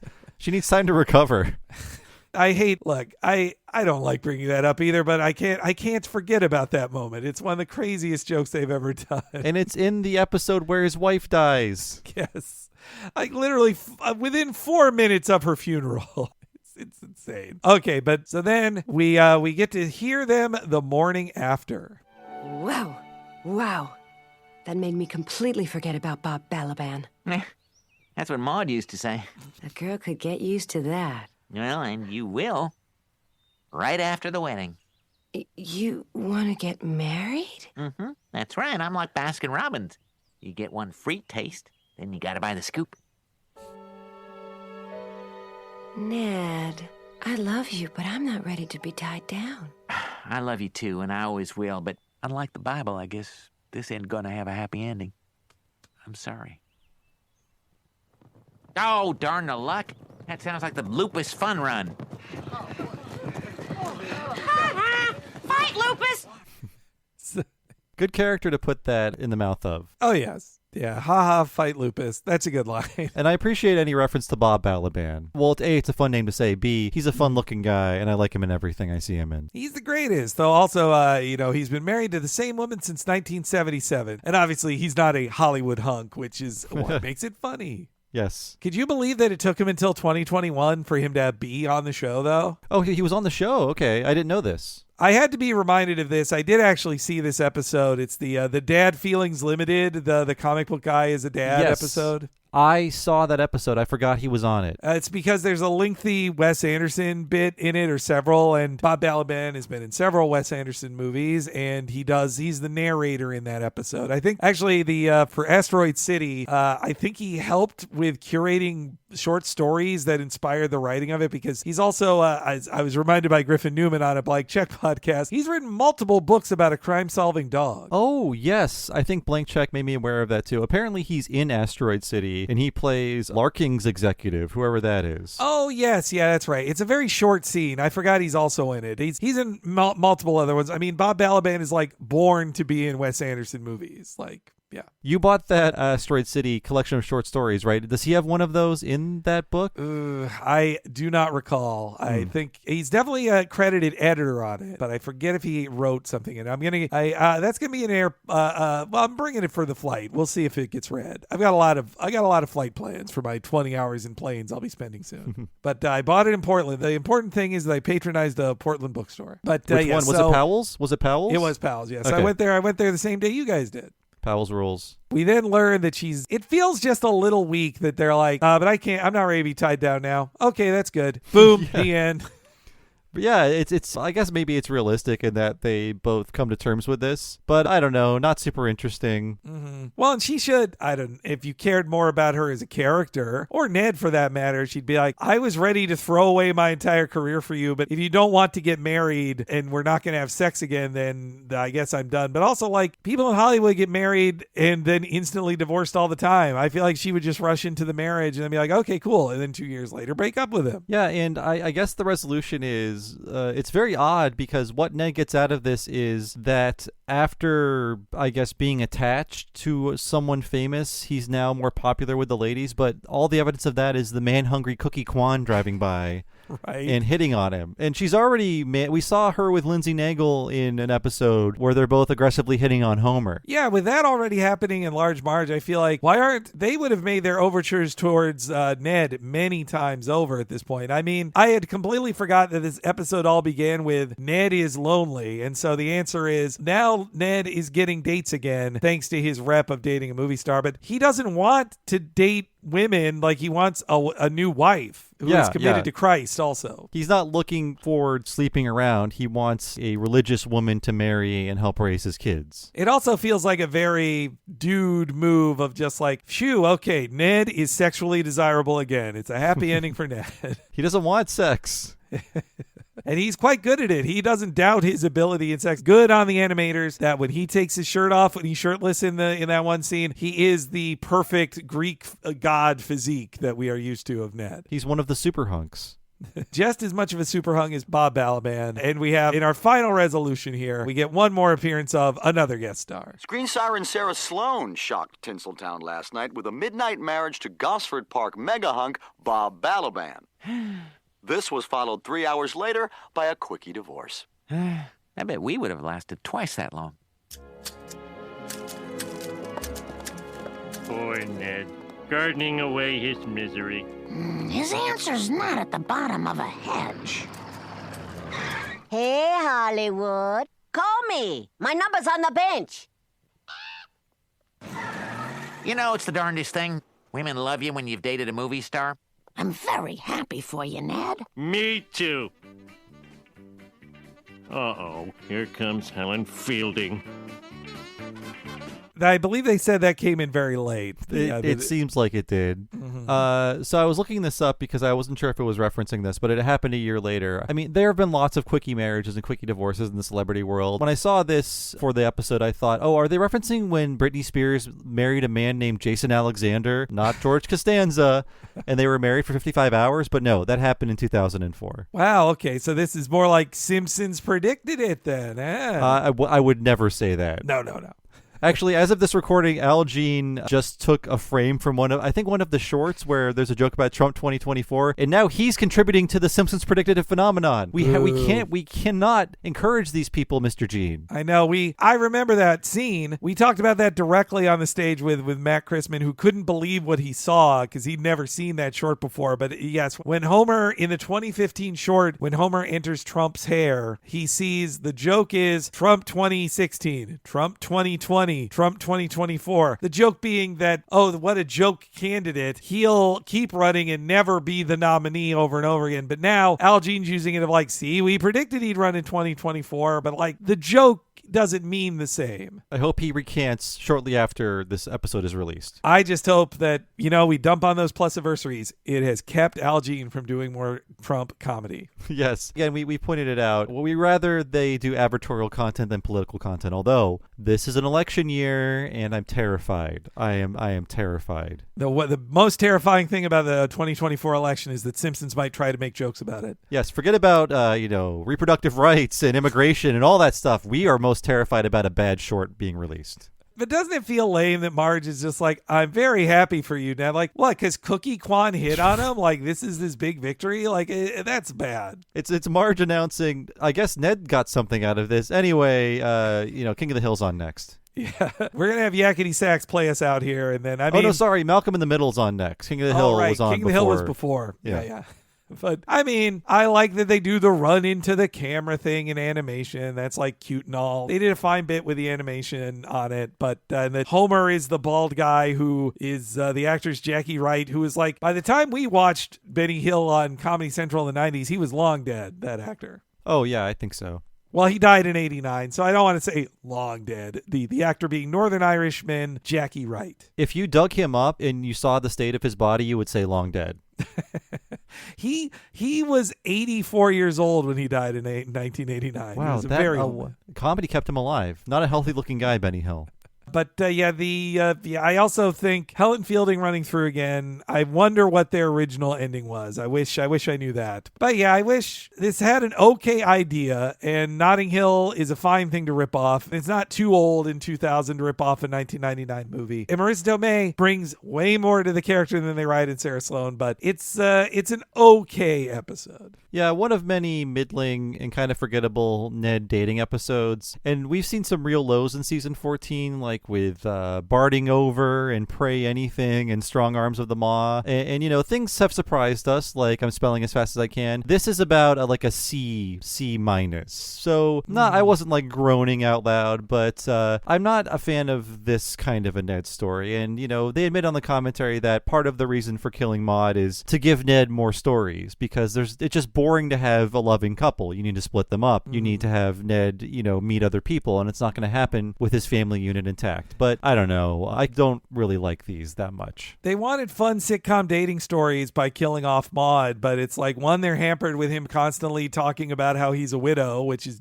depressing. And then it's just about like, well, but he can't have like sexy fun because he's a hardcore Christian. Yeah, it's a lose-lose situation. I don't know when the next one of these is, but never like them. Maybe one will surprise me in the future. I don't think I've seen all of them. So that has been another episode of Talking Simpsons. Thanks so much for joining us, everybody. If you want to support the show and get over 150 bonus podcasts on top of that, head on over to patreon.com/TalkingSimpsons. Sign up for $5 a month. You get every episode 1 week at a time and ad-free, and also access to those 150 bonus podcasts I mentioned earlier. Those are podcasts about shows like Futurama, King of the Hill, Mission Hill, The Critic, and Batman the Animated Series. And that $5 a month also gets you regular monthly access to new episodes of Talking Futurama and Talking of the Hill. If you like hearing us talk about The Simpsons, there are full-length podcasts about us talking about other shows that you haven't heard if you're not a patron at patreon.com/TalkingSimpsons. When you sign up for that, you can access all of the $5 stuff naturally, but you can also access one mega-long podcast once a month, only for patrons of that level or higher. And what is that, Henry? Bob is mentioning our What a Cartoon Movie podcast, which, if you're a regular free Simpsons subscriber, you've heard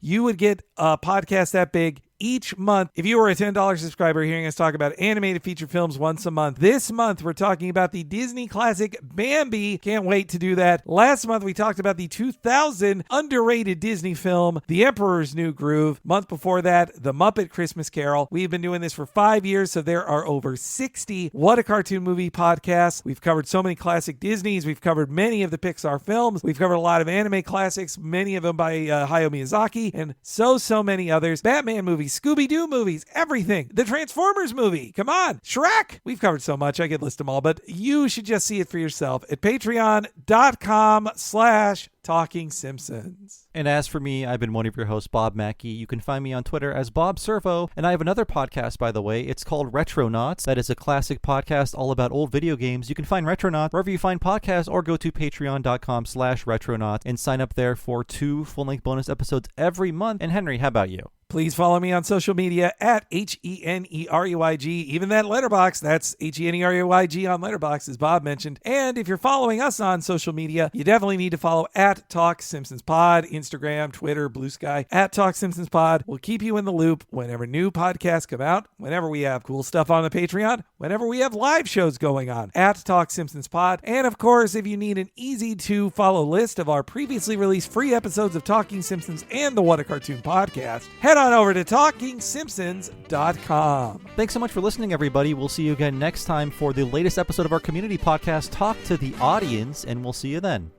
Jellyfish, I held you close and told you I love you. But then the ocean took you back, and now I just hold you. Jellyfish, I held you close and said that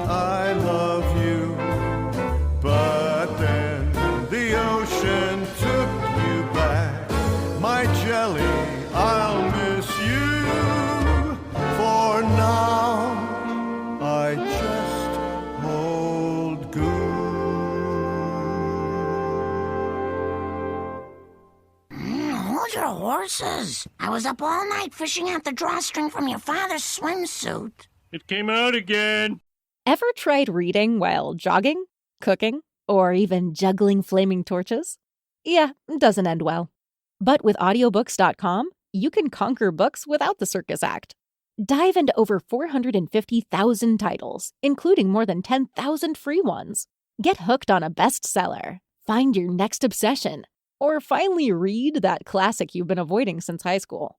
And here's the inside scoop. Sign up today for a free 30-day trial and snag your first 3 audiobooks on the house. Sign up for your free trial at audiobooks.com/podcastfree today. That's audiobooks.com/podcastfree.